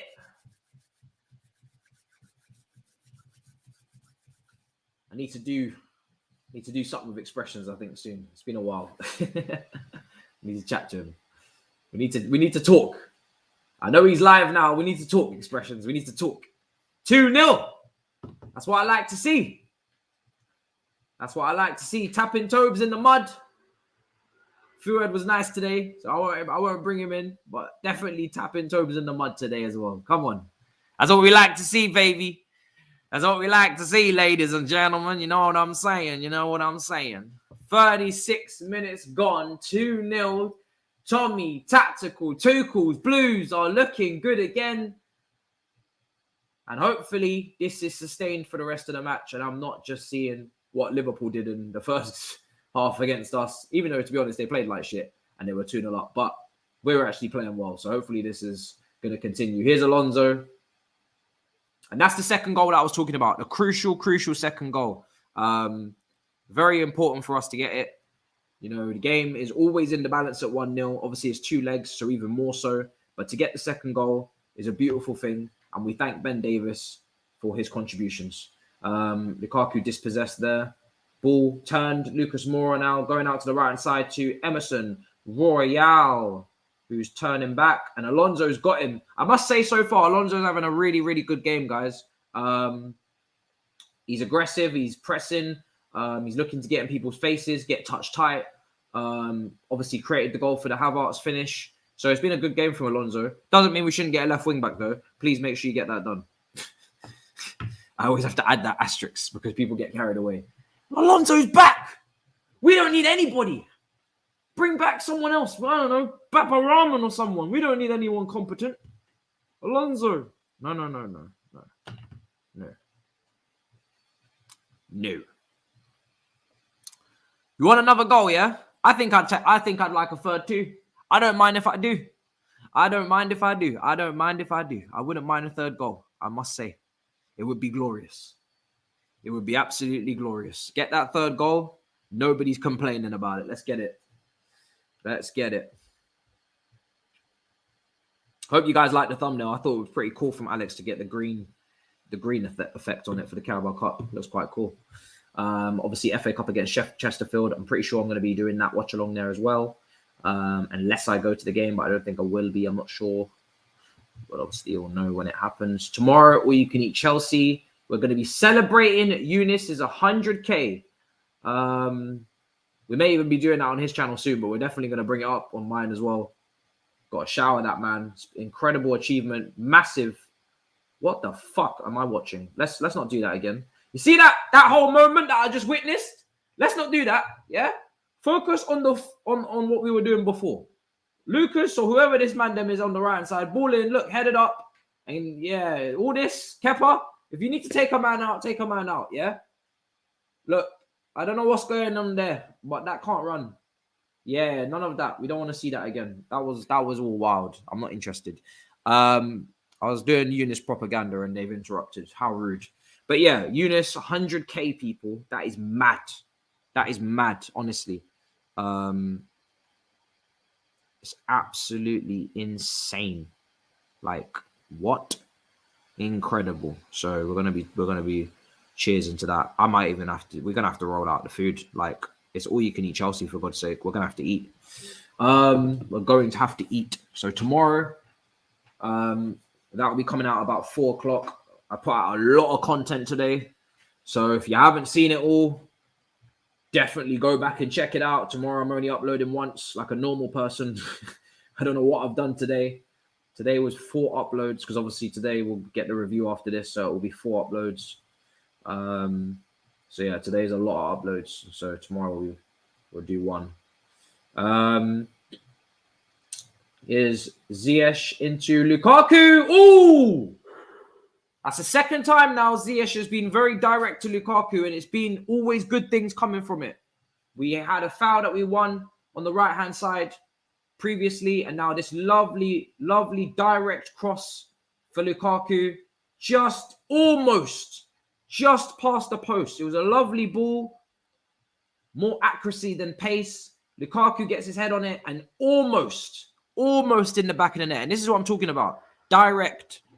Mix it up. Be direct sometimes. It's not really just about formation. It's about the players within the formation. What are they doing when they get the ball? Are they looking for Lukaku, or are they deciding that they're going to be playing the ball around and tippy-tappy? Have some sort of variety, and that's the key. And it was a lovely, lovely, lovely cross, and it was a lovely header, and it almost resulted in the goal. And that's what I'm talking about. So that's what we need to do. You know, we don't want Lukaku waiting at the top of the pitch for too long to receive the ball, to receive the opportunity to score. We need to be a little bit more direct at times. Havertz, I think, could be coming off. I don't know if this is a head injury or some sort of I don't know what this is. I don't know what's going on there. Looks like he could be coming off. I don't know. Werner was almost stripping down there, but it seems to be fine. Rightio. Is there games on tomorrow? What's going on tomorrow? Obviously, tomorrow I've got a few bits of content.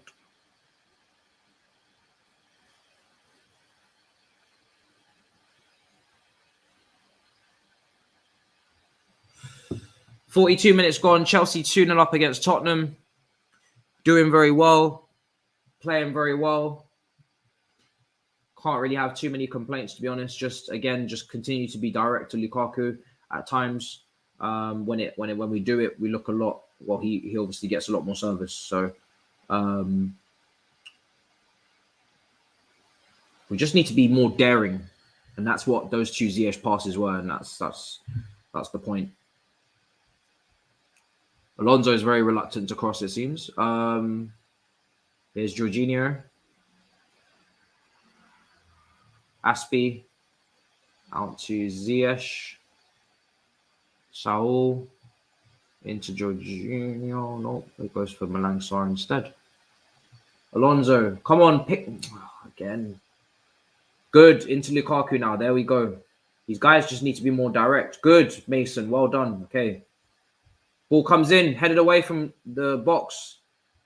I'm watching Lukaku very closely. We just need to have a bit more, a little bit more kahunas when we have the ball. He's making some movements. He wants the ball to feet sometimes in behind. Just play the pass. Be direct. I feel like because we know we don't have elite passers, and these guys are decent passers, but they're not really elite passers. There's no real Fabregas. They don't really trust themselves as much as they should to play certain passes. If you had Fabregas in this team, Lukaku would be feasting. Ball comes in.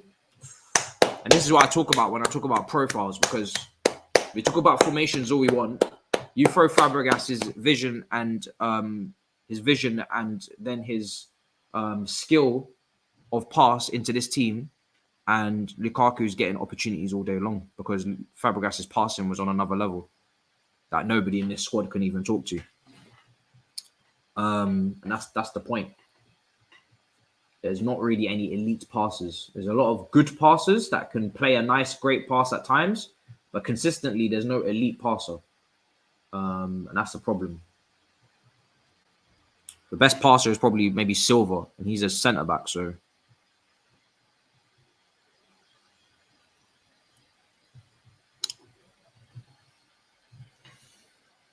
That's wild. I don't know who the hell did that. I'm glad I didn't see their name. That was just mad. Who passed that? Who just made that pass out of play?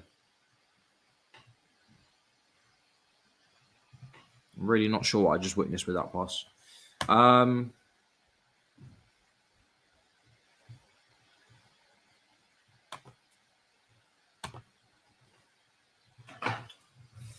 Werner's getting instructions from Tuchel. He may be coming on at half-time for Kai. Kai's taken a few knocks in this first half, so maybe he could be coming off just to protect him. I don't know.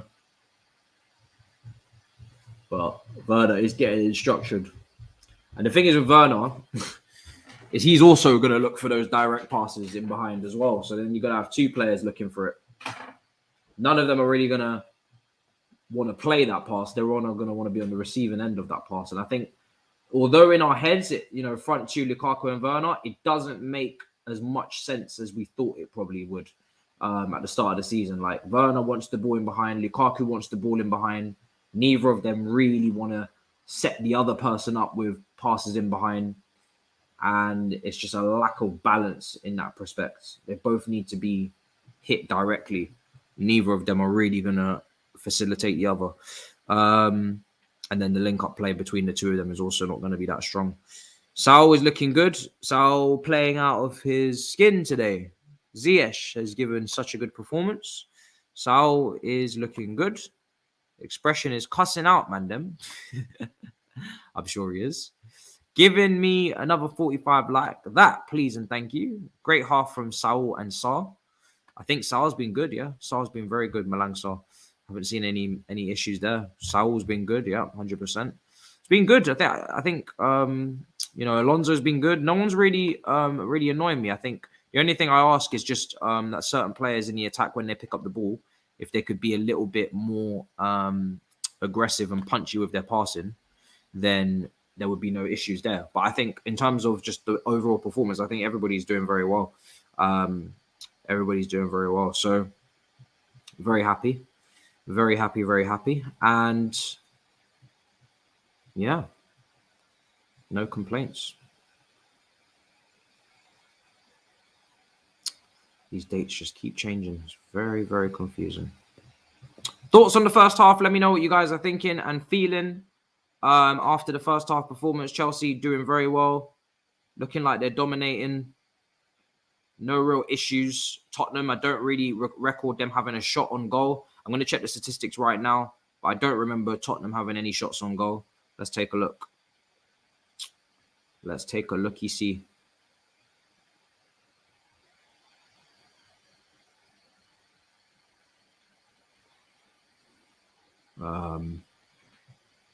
Yeah, so it's a very good half. It's a very, very, very good half, I must say.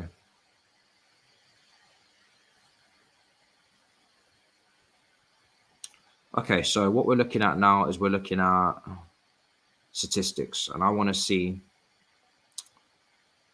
statistically how we're looking. So 69% possession for Chelsea, 10 shots, 2 on target, so the accuracy could be a lot better. One of them would be the goal, and the other one would be obviously Havertz shooting at the near post. So both the shots on target from Kai. No shots for Tottenham. No shots at all for Tottenham. None. Not a single shot for Tottenham in that first half. So defensively, the whole defense gets a round of applause from that point of view. And obviously the pivot as well in front of them. So defensively, we're doing very well. Not a single shot for Tottenham so far in this game. 3 corners for us, only 1 for them. 7 fouls committed, 5 for them. Big chances, obviously, we're killing them on that. Big chances missed, shots, and etc., etc. I do think in terms of improvements, if we're to be super critical, I want to see Mason playing a lot more direct passes to Lukaku. I'm not seeing enough punchy passing from him so far in this game. Looking at his statistics right now, no key passes from Mason Mount in that first half. 3 crosses, 0 accuracy. Long balls 4-3, which is good, but the crossing is not good, and the key passes is of course not good. No shots from Mason either. So I need a lot more from Mason Mount in that second half in terms of what he's doing. Not enough from him so far at all. Ziyech, for me, has been better. He's definitely put some more punchy passing into Lukaku. Created an opportunity there for the header, which was just wide of the post. 2 key passes in the first half from Ziyech. Another critical pass down that right-hand side that won a free kick, and also got Lukaku into the game. So I think if Lukaku was looking at, who he's working best with so far in this game, I definitely think Ziyech would be high up on that list, if not at the top of it. Ziyech has been looking better.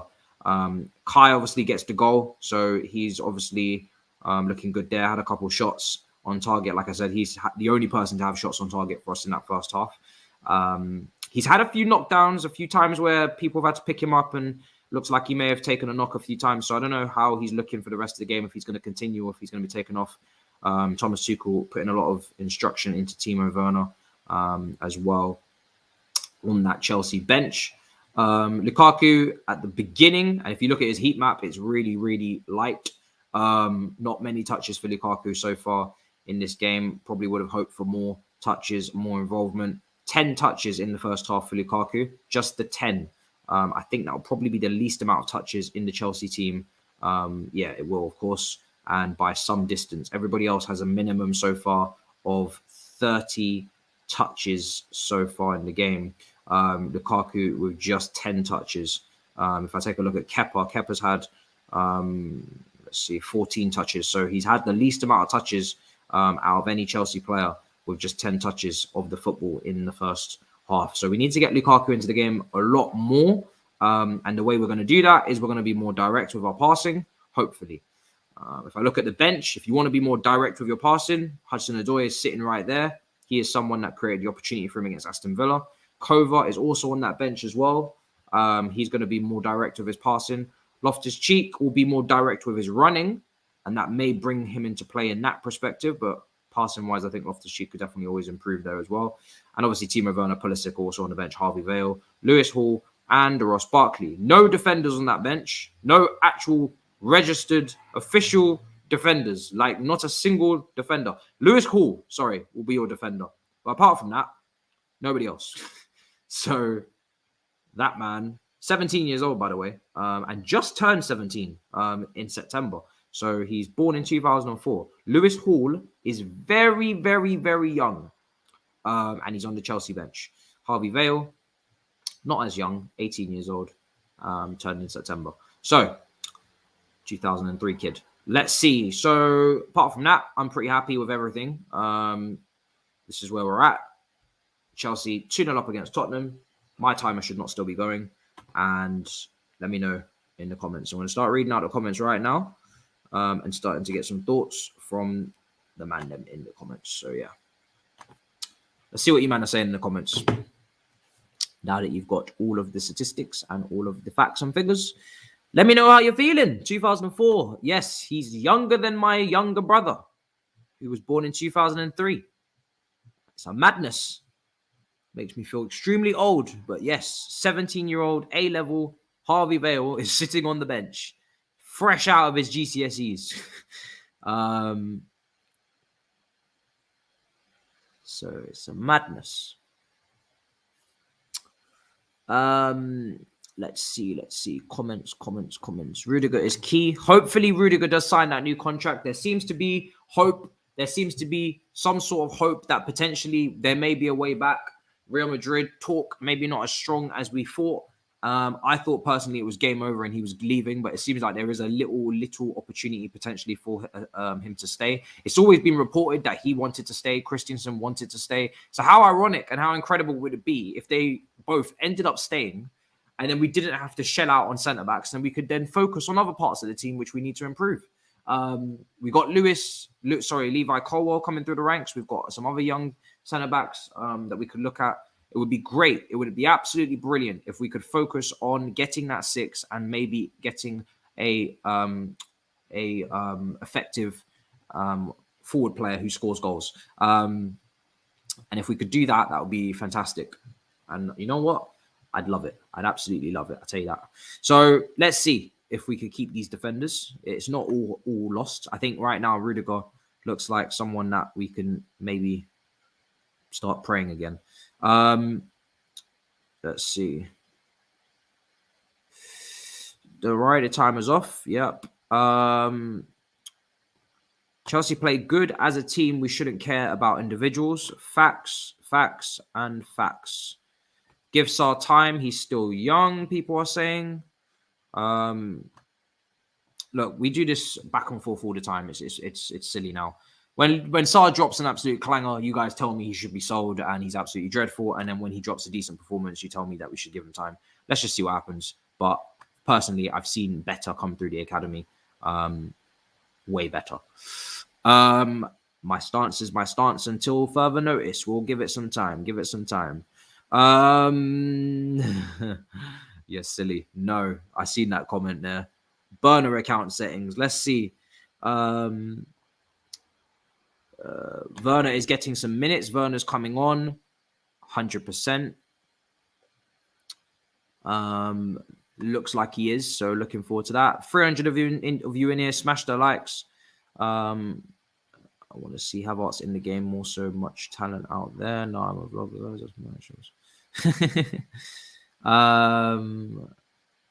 I'm checking the chat.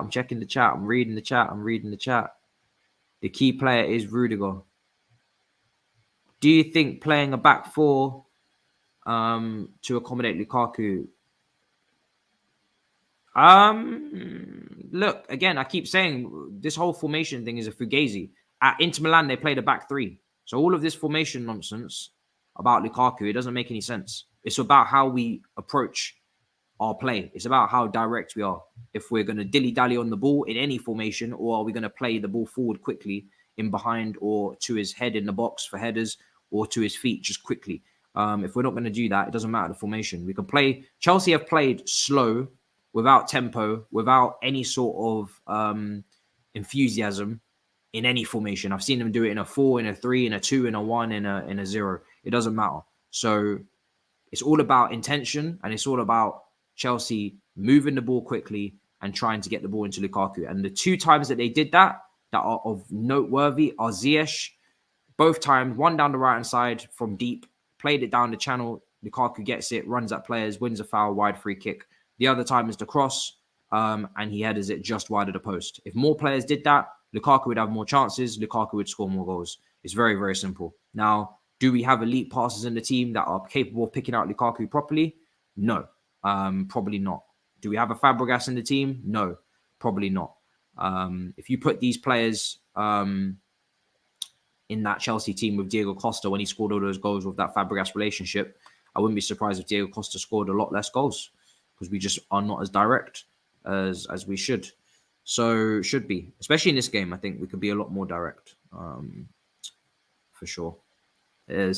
Tottenham are not exactly very good building out from the back. It seems they definitely can be caught. Possession-wise, they're pretty average so far in this game. So, and that shows in the statistics. We're absolutely dominating possession. So, I definitely feel like we can get more out of Lukaku in the second half. But again, let's see what Lukaku's bringing as well. Let's see what he's bringing.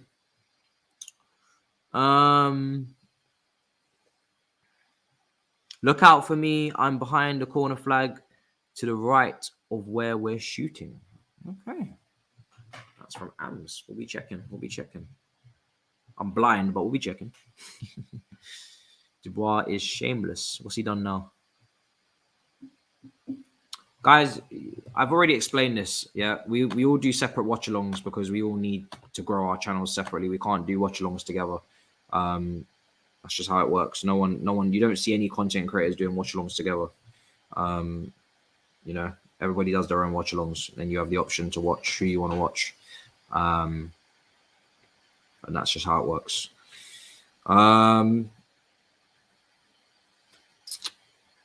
You need to remember we're all paying bills with our channels, a lot of us, if we're full-time. So we make decisions based on that, not on always what everybody wants us to do.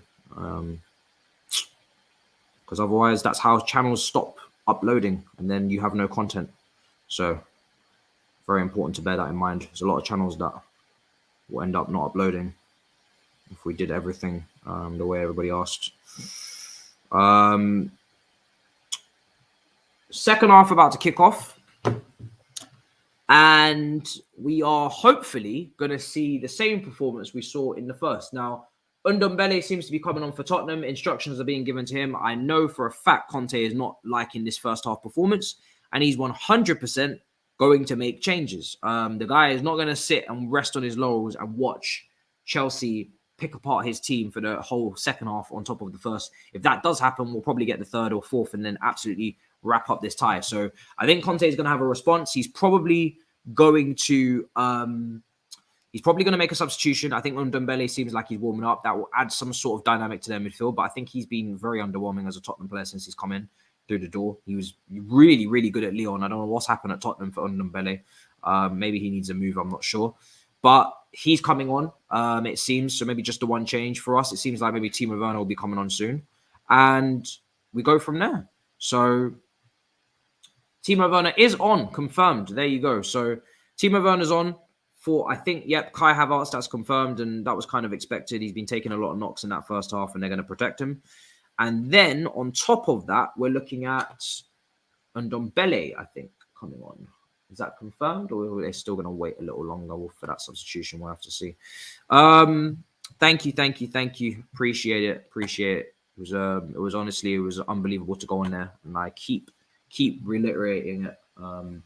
Big shout out to Anita for putting me on that one.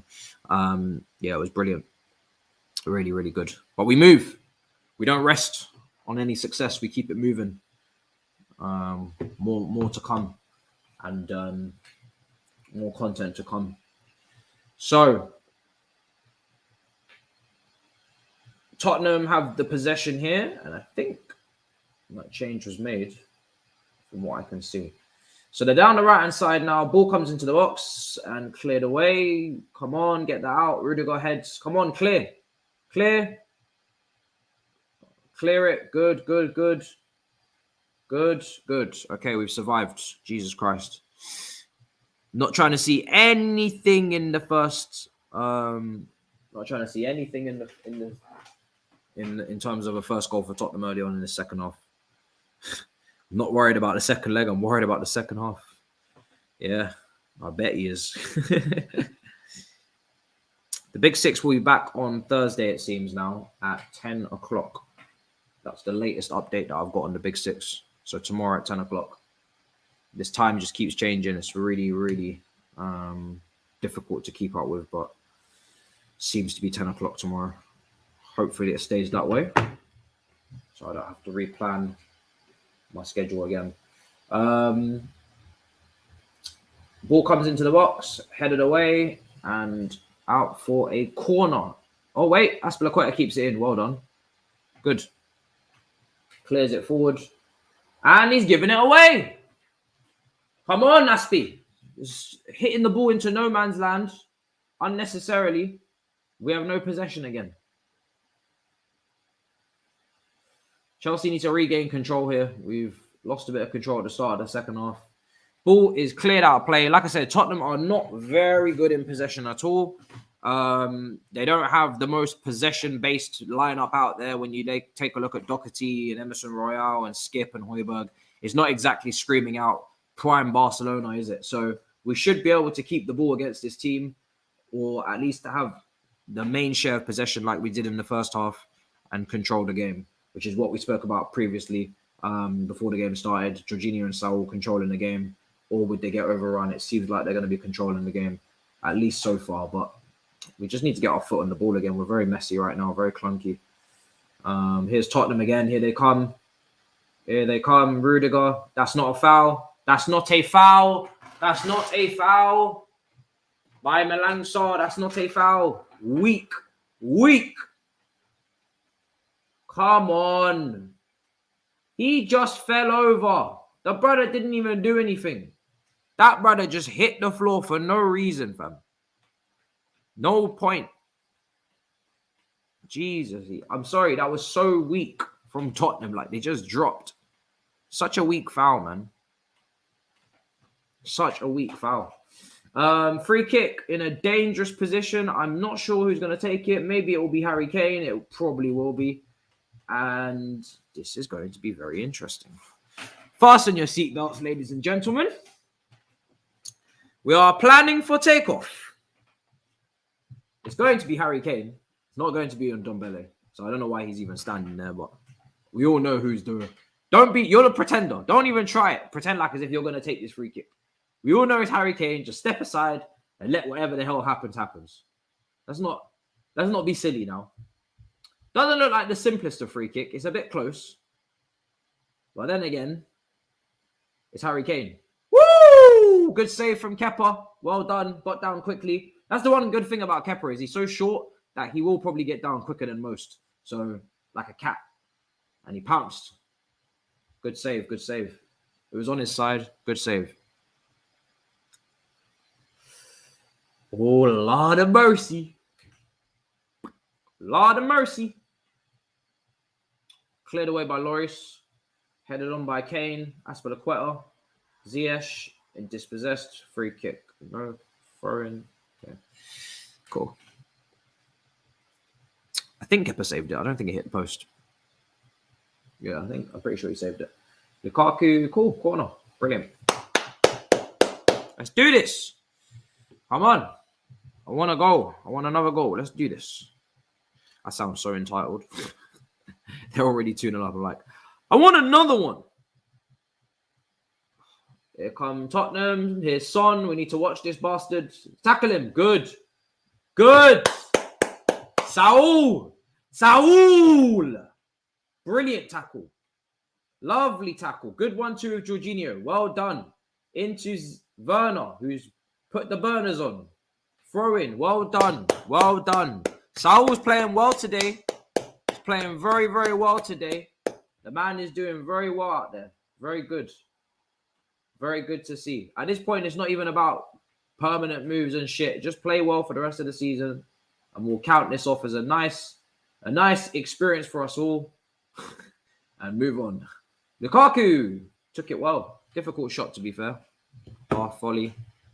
Back to goal. Back to the players. Back to opposition. That was a very difficult shot for Lukaku. If he had scored that, I don't know what I would have said.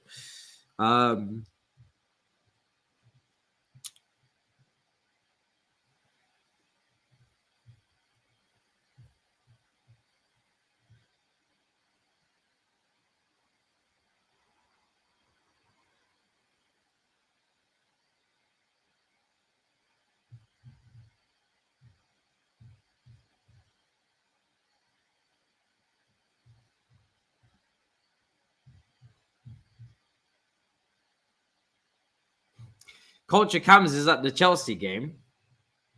I've seen the video on Instagram. Look at him. He's commenting on all the stairs, saying save the bridge.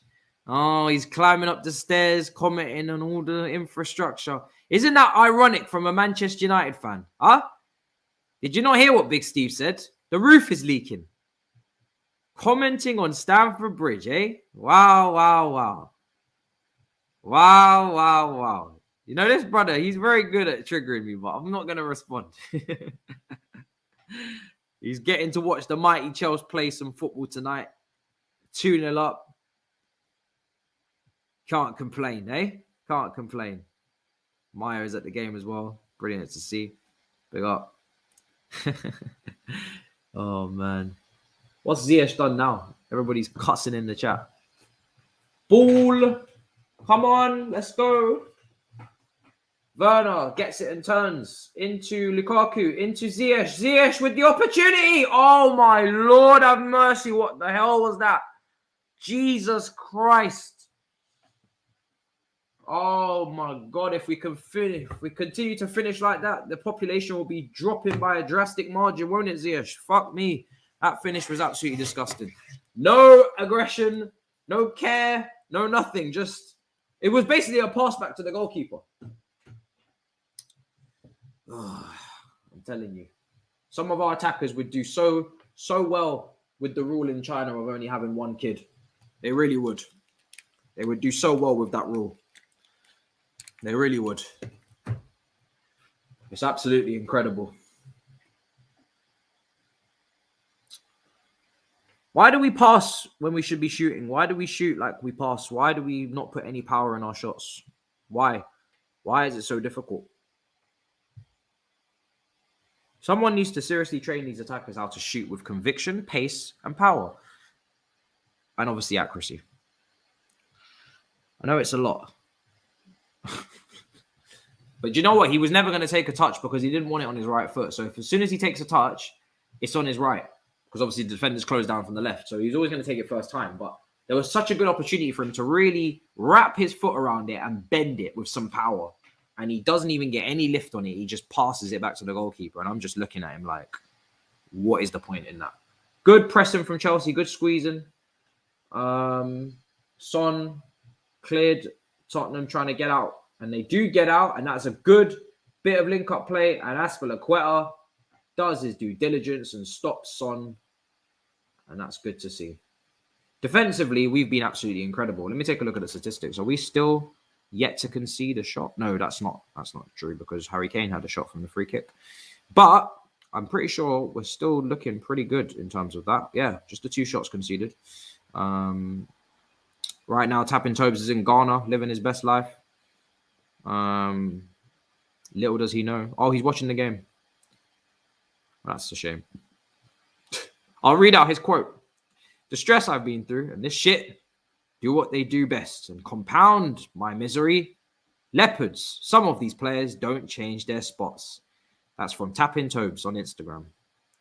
Music to my ears. Oh, love it. Absolutely love it. Timo Werner is offside and water is wet. Okay. Let me know in the chat how you're feeling. Is he offside? I just said it because I just felt like it was obvious. Yeah, I didn't even see. He is offside. I don't even have to ask if Timo Werner's offside. I just know it. Like if the play has stopped and the camera is on Timo Werner.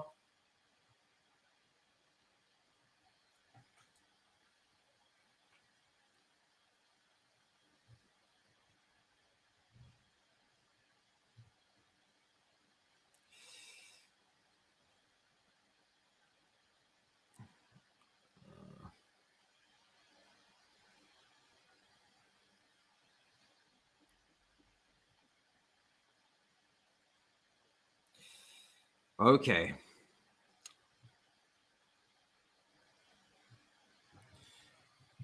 "56 minutes gone.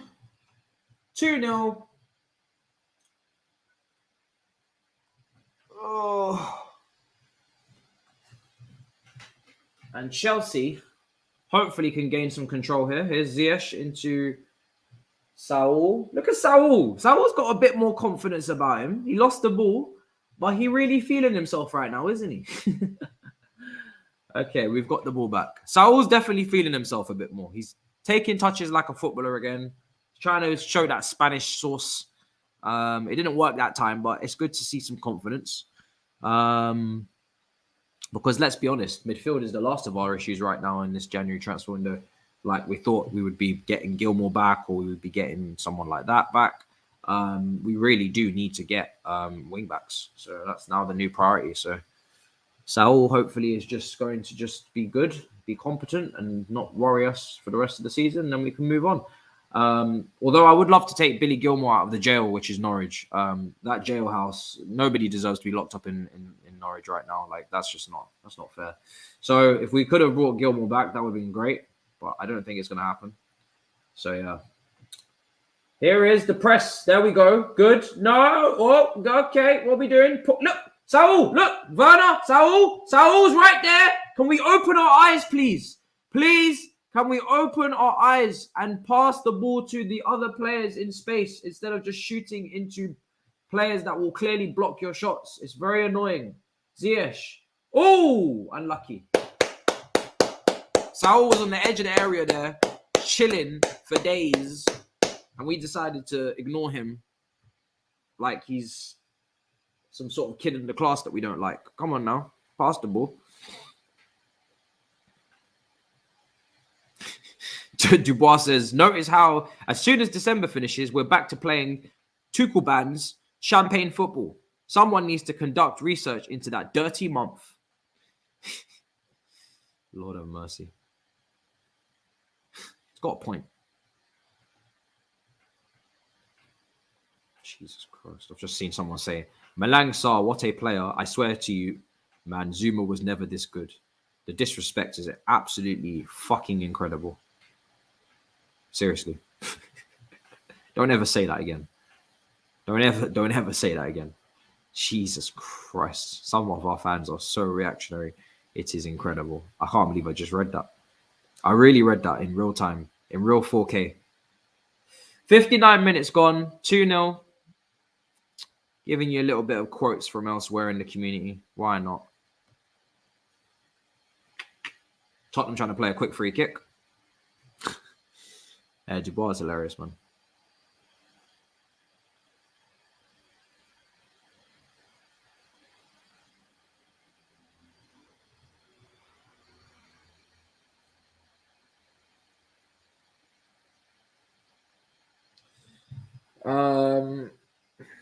My girlfriend just said, go team, 2-0. Oh, girls that don't follow sports, but then try to follow sports, it's always funny. Go team! I think she's being purposefully cringe about it, which is honestly making me more annoyed about the situation. I prefer you don't even try. All right, so there's a lot of my man them at the game, you know. What, Sam? It's like all the man them went to the game at the same time. Why is it when I'm not there, everybody's there? We got Culture Cams at the game. We got Daniel at the game. We got Sam at the game. We got Mayo at the game. Fucking hell, man. Everybody's at the game but me. What is this? What is this conspiracy? Why has everybody gone but me? I'm starting to think there's an agenda. Oh, my God. Big up the man them. Here come Chelsea on the attack. Here's Timo Werner. Cutting in, shooting. Woo! Timo Werner did what he used to do at Leipzig and took a shot on his right foot, cutting in. This is incredible. I'm telling you, December will never be forgiven. We just took a shot, ladies and gentlemen, with Timo Werner from the left, cutting in, and then he took a shot, bent it for the far corner, and was so close. Do you know how mad that is? Let's take a look at this angle again. This is the biggest moment I've seen from Timo Werner in weeks. Look at this. Woo! Do you know how sick that goal would have been? This brother's on madness today. This brother tried to say, I'm bringing back the Leipzig days. Must have given him a Red Bull at half time. This is incredible. Bloody hell. Look how gassed we are about a shot that went wide. But still, it was a brilliant shot. That's the kind of technique I want. These tap-ins are lovely, but that's the technique we're looking for. That is a madness. It's a Mazzolini. It's an absolute Mazzolini. Harry Kane being Harry Kane. Malang Sarr being booked. Alonso whispering sweet nothings. I don't know what we're going to do about that booking. Harry Kane's on the floor holding his head. I didn't see the incident because I was too busy cracking jokes.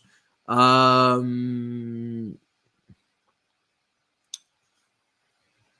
I mean, if Timo Werner can cut in and score a goal like that, Lord have mercy, we may be winning the treble.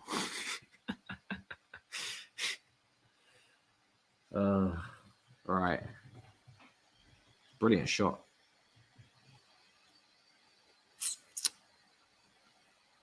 It's a brilliant shot. I'm telling you, who is not at Stamford Bridge today? Everybody that I fuck with is at the game. It's mad. It's absolutely mad. Everybody's at the game. We've never seen this many brothers at the game at once in my life. Open training session at Stamford Bridge tonight. One-way traffic for Chelsea. Levels above in the first half. I mean, yeah, man, this has basically been an open training session. Like, Tottenham they're not really doing anything. I thought they'd be performing to a level that I might actually have to worry about. But so far, it's been pretty damn easy. It's been pretty damn easy.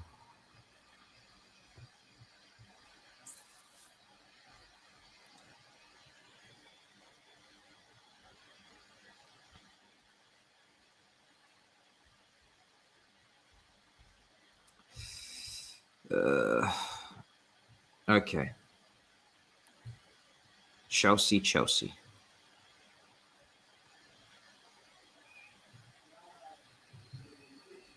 And yeah, that's out. Out for a goal kick. I can hear Saj in the other room. Don't know what he's saying.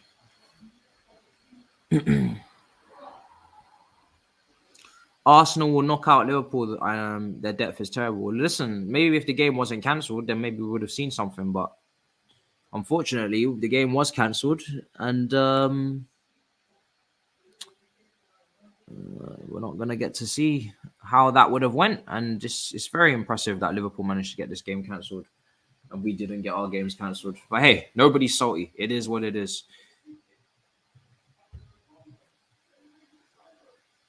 We can hear Saj so loudly, it's not even funny.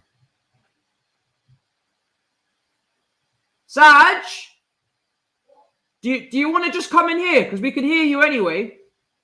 I said, do you want to just join us? Because we can hear you anyway. He's actually going to come. That was rhetorical. That was such sarcasm. And his brother doesn't understand sarcasm, does he?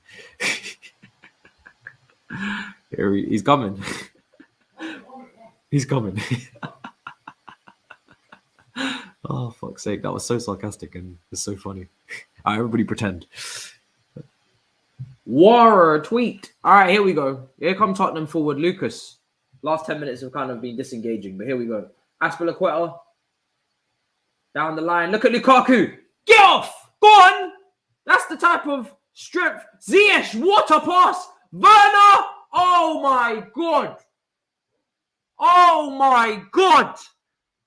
Oh, my God. That Ziyech pass deserved better, fam. Great hold-up play from Lukaku. Bang. Look at that pass. Disgusting. And Timo Werner tried to lob the goalkeeper. And I don't know why he didn't go higher. Like, what's the worst that can happen, bro? You got to at least get it over the goalkeeper. If you're going to do it, may as well do it right. You called? I sarcastically called because you were so loud and we could hear you anyway. And then you came. Fam, if you had seen that pass from Ziyech, oh my goodness. That brother. To Werner. And then Werner. Missed, yeah, definitely. No, yeah, Werner missed, yeah. But you just said Werner's name. Everybody's at the bridge, you know. It's mad. Culture Cam's at the bridge. Sam's at the bridge. You don't know Sam? Oh, Sam's a G. Oh, no, Sam's a G. No. Mayo's at the bridge. Everybody's at the bridge. Daniel's at the bridge. Everybody's at the bridge. It's crazy. So why are you at the bridge? I don't know, bro. Not relevant enough. I don't know, bro. I don't know. 66 minutes. What you made of the game so far? You been watching? I haven't been watching shit. Pack is just tall and lanky, bro. He's not really lanky, though. He's quite big. He's quite wide. You got a little bit of bunda. You haven't been watching the game? What kind of agenda is this? Liverpool and Arsenal ain't playing. I was going to watch the Liverpool Arsenal tomorrow. I was excited for that. I'm not gonna lie, Liverpool and Arsenal that was due to be quite exciting. Ain't gonna be fire. But this is context. Especially Liverpool without the Africans. Oh, just us. Oh. That's probably why they got the game called off. Yeah, guys, AFCON's taking place, so we want 3 weeks from now. Yeah, 3 weeks. When Keita, Salah, Mane. 3 weeks from now. We're not interested. We're not going to play this one. But they'll play the FA Cup game though. They'll have no problem playing that. I don't know who they drew, but someone probably pretty easy. Chelsea playing well. I feel kind of stupid right now because I see it's 2-0, and I was saying before it's going to be 3-2 either way. And now I'm looking at 2-0. I'm like, oh. Tottenham have been really poor. They've only got 2 shots on goal so far. None in the first half, no shots. Look where Harry Kane is. Harry Kane. Not where he should be. Harry Kane. Coming up from the defensive midfielder. Harry Kane, the regista. The defensive midfielder, right now. When we talk about sixes for replacements for Jorginho, so we have some depth. Have we ever thought of Harry Kane as the holding midfielder? There's all that talk about Declan Rice. I'm just saying Harry Kane does the same thing pretty much. Harry Kane. He's a ball-carrying midfielder. Bro, he can pass. Do you know what I'm saying? He can bring up the ball from the midfield. Yeah. He does it all. Shoot from distance. I think Harry Kane could be the holding midfielder. I kid you not. If Harry Kane was like, I don't want to be a striker, defensive midfielder, yeah. Come on. Why not? Progressive defensive midfielder, come on. Do you think he's trying to mimic Harry Kane, Wayne Rooney's career a little bit? What way? Where he keeps dropping further and further deep. Yeah. Maybe that might be it. He played in the 10, then he moved to some like weird 6. Like Stevie G during the end. Stevie G played all over the place. Played for right back, fucking midfield, right wing, cam. I don't know what Stevie G was doing. Scholes is a good example as well. Started as a striker. I feel like that's the thing though. Like as you get older, you start moving back. Can you imagine if Michael Owen had moved back? Can everybody do it? No. I'm just waiting for Rio Ferdinand to come out of retirement to play golf. I'm telling you, it's mad. Is anybody in the City team could move back? Do you think? Kevin. Give Kevin some time. I feel like he could. When he gets older, he could be a defensive midfielder. A deep line playmaker. Yeah. I can see that. Oh, Kova's coming on. Good to see. Tuchel's keeping it strong. I think he wants to kill this game off. Make it 3-0. Make the second leg a bit easier. I mean, we do have Manchester City next weekend away from home. So that's a bit rough. Are you confident? I'm quite worried. Don't make me laugh. Very worried. Yeah, I bet you are. Anyone can beat us on any day. We're trying to just above. Please don't do the head above water. You know? Yeah. Hopefully top 4. Hopefully. Hopefully. Yeah. The lies that these City fans tell. Hopefully top 4. That's what I'm asking for. It's a madness. These brothers will really sit here and lie to you, like Pep does. We have no money. We don't have the capacity. We don't have no money. We don't have the money to replace Aguero. We don't have the capacity. We will never replace him. He's about to buy Erling Haaland. If West Ham sign Memphis Depay, bruv, they're back in it. Bro. Why is that even a thing? Apparently, bruv. Oh, you're trying to tell me? You're trying to to tell me Memphis Depay was not a good signing for Barcelona? Well, whoop-de-doo. No, he was a great. He's the top goal scorer. I don't give a fuck. He's been injured for months. I don't give a shit. He's their top goal scorer. He's been injured. Bullshit. No, he's their top goal scorer. Where they're in the league. Memphis would start for your team. Oh, leave me alone, please. I don't care. Please look at me. Memphis Depay wouldn't start for your team. Bro, I don't want Memphis Depay at my club. I'm saying if Memphis Depay was so many players could start for my team. I don't want them. So I don't care. I personally don't care. I like my attack. Memphis is good. I like my attack and my personality a certain way. He's good. What? Because he raps is that way? Nah, it's not the rapping, bro. Brothers just sometimes can't really be trusted with the serious team. No, you can't be, bro. You ain't watching about Leon. He redeemed himself, man. He became a leader, man. He redeemed himself. Nah, he became a leader, man. He became a leader. Bro, he's amazing. And now he's the face of Barcelona's decline. Barcelona's decline happened way prior to that. I'm just saying, innit? When you decline and you bring in players like Depay who would never have even touched Barcelona's team before. They came back from 1-0 down today in the Copa del Rey. Do you know against who? A team that plays in the 4th division of Spanish football. Wow. So they won 2-1 after going 1-0 down. Their decline is disgusting. 4th division. That's the equivalent of playing against fucking, I don't know, Luton Airport. No, don't do that. Luton's in the Championship. Are they? Yeah. That's nice. That's very disrespectful. Very It's unnecessarily disrespectful. Land them planes and then play them games. It's equivalent of like Chelsea losing to Woking. Woking or Woke? I think Woking might even be in League 1 or League 2. Chesterfield or League 2. We're playing them on Saturday. Okay, Chesterfield. There we go. We lost to It's Chesterfield. like you playing against Chesterfield. Christ. Barcelona are awful. Lord of mercy. Cover's coming on. And off comes Mason Mount, which means an extra body. Have a look at Conte. He's just like, you can see it. Like he's like, I'm not. Antonio. He's like him. God. Antonio. I wish the Stamford Bridge fans sang that in an ironic way. Like I don't come here and get gassed. This ain't it. We know this is not his team. Like I'm saying, okay, cool. So I'm like, don't like. We know. Don't be but shitting it's his first game back. We don't like him. We have to give him. I'm like, if you want to shit on Conte, at least let him get his manager. He's a top manager.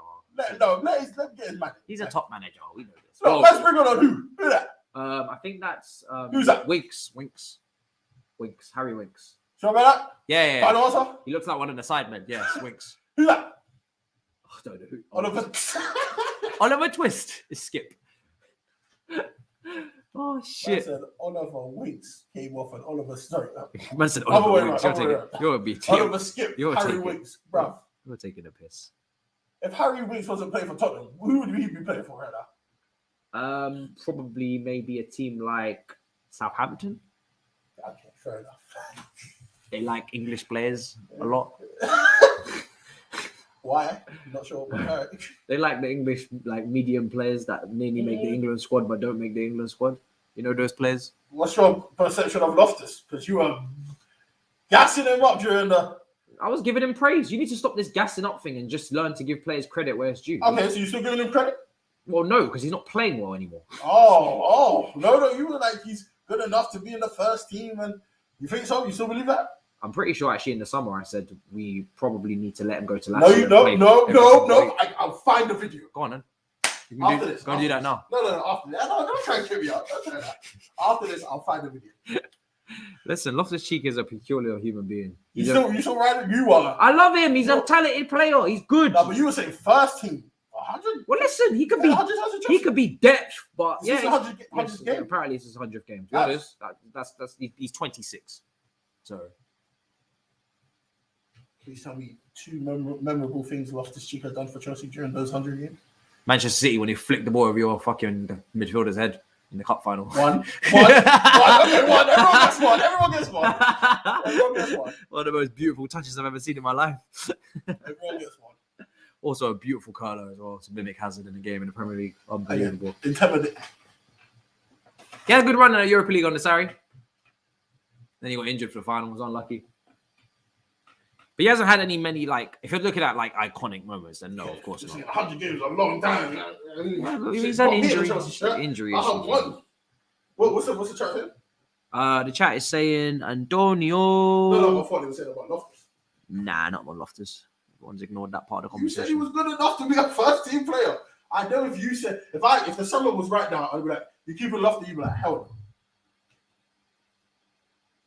We need a 6. So what does that mean? He could be depth. It depends if you play a midfield 3 or midfield 2. If you play a 2... What contract do you think he's on? I don't know. He's on 150k a week, I think. Jesus Christ. If you're playing a midfield... That's depth? That's depth? If you're playing a midfield 3... Do you mean?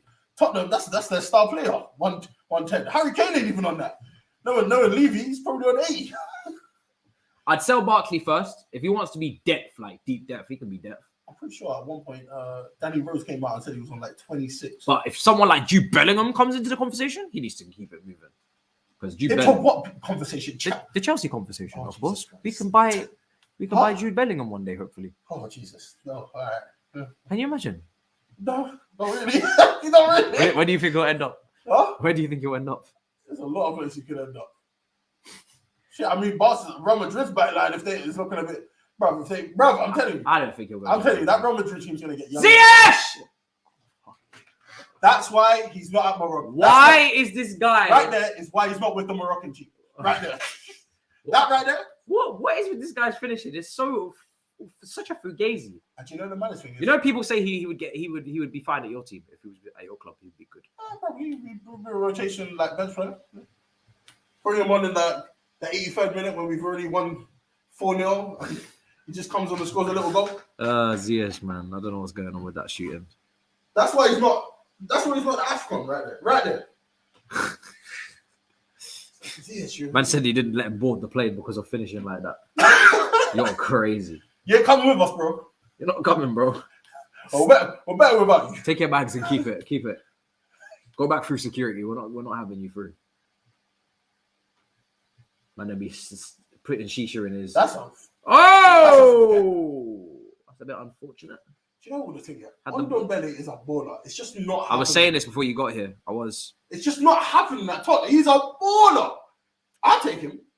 You'll take him at City. I'll take him at City. It's just not what I don't know what your recruitment is so left. It's nothing like what Pep would ever agree with. Oh, of course not. Because Ndombele's attitude and fitness issues have always been called into question at Tottenham in terms of his professionalism. And then you're a Man City fan saying, I'll take him at City. But then again, Balotelli's your favourite player. So what do you know about professionalism? No. Well, now it's my favourite player. Balotelli is the player that I've always idolised. I can't believe the amount of...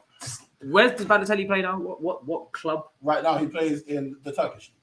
Oh, wow. So he stepped up from the Serie B. Well done. Don't make me slap in your fucking face. You get really finicky about Balotelli, don't you? Look at you. Don't tell them that. Look at you. Don't tell them. Look at you. There's something coming out the side of your mouth. Like, there's a little bit of like... There's a little frown. There's a little couple lines there. Don't tell them that. I don't want that, bruv. This Balotelli fetish leave the Balotelli incredible. It's leave unbelievable. the Balotelli proper load. Unbelievable. Everybody forgets here. He was the one that assisted the Aguero goal. Everyone forgets. That's nice. If it weren't for... That's nice. That's lovely. Captain America coming on. Captain Fragile. Talk about fragile. I think you got a couple injury-prone players that are in pen right now. Huh? What'd you say? Talk about fragile. Someone's about to be real fragile in the pen. Injury-prone, baby. Oh, picking up injuries in the cell. Mad. I'm just saying, he's still picking up paychecks in the cell. How? Why do you not just release him? What is wrong with you? What are you waiting for? Invest in further investigation. Confusing. Who's this? Reguilón. He's a baller. All these Tottenham players, they look the same, innit? Some of them. It was like... Do you remember one point when it was... They all look like a nice group of lads, don't they? Do you remember when it was people, like years and years ago, people were like, Lucas Moura is on the same level as Neymar. Do you remember that? I do, yes. I do remember that, yes. When they were all playing in like the Brazilian league. Yeah, Lucas Moura. Just as when he was linked Neymar. with Manchester United and he went to PSG, yes. Just as good as Neymar. When he had hair, yeah. How did that turn out? Short hair with a shape up, yeah. How did that turn out? Let me go and look at that. That's our madness. What team did he come from again? Flamini's or some Flamengo? I want to say Santos. It might be Santos. I don't think it wasn't Santos because that's what Neymar was. If they both came from the same team, then that Brazilian league would have never been able to. They would never have been able to cope with them two players in the same team. I think Oscar might have been in that class as well. I'm not gonna lie, guys. This game is a little bit draggy. It's dragging on a little bit, so we're just having general chit chat. Look at Lucas Moura's hair. He used to have hair on his head. See, these were the days when he had hair. Yeah, see, man, them don't remember Lucas Moura with hair. Do you know the matter? You know how Lucas Moura's headline is now, yeah? You know how the people on your stream, you know that's how people believe my hair is. Yes. You might have violated to another Take level. off the hat, bro. Yeah, it's not like that. So I just got pushback by his hairline. Pushback. Don't lie to the people. Don't lie to the people. I ain't got pushback. Don't disrespect me. All right. Don't disrespect me. That's a pushback. Don't disrespect me. We'll come to terms later than sometimes later than others. It's all good. Don't disrespect me. It's all good. Son got subbed off. It's our madness. So they've taken off one of their main threats. I'd love a third goal, I must say. It would be lovely. It would be lovely. What have you guys in the chat made of Lukaku's first performance on his return? Let me know in the comments. I forgot there was people here, You just be going back and forth. Yeah. What do people say? They're not saying much. They're not really saying much. Just talking about the game, yeah. Game's a bit dry to me right now. Second half was way more entertaining. This has been A little bit more stale. A little bit more. What is that? Little bit La more Liga's back and forth. La Liga's bright future right there. Oh, Brian Gill. Yes. They paid a lot of money for that man. For Tottenham. Yeah, it'll be interesting to see what he does. You paid a lot of money for Pulisic. I can't do it. This brother, Pulisic is definitely the shit stick right now. Oh, Jesus Christ. Oh my Lord. I'm feeling chicken wings after this. He's a dope. Emerson Royale. Yeah, he's dope. Emerson Royale. He's got a nice name. He's really good, man. Emerson Royale. He got absolutely torn to shreds by Zaha though against Palace in the 3-0 defeat. That's a hard one. He got ripped to shreds against Zaha. It was a madness. It was mad. I saw some funny comment about Zaha when he got a red card. Last game, when he got a red game before last, when he got a red card. Someone said something like, "To get a red like that is why you still play for Crystal Palace at 28." I was like, Jesus Christ, unnecessary. That will hurt his heart. Unnecessary. Too mean. Well, listen, he's bait in the goals in the cages, and that's what that matters. Scoring goals, though. Yeah, South London all the way. Too late now. Yes, way too late. When he was 27, he could have. Be a Palace legend. Do your thing. That don't mean too much, though. It doesn't.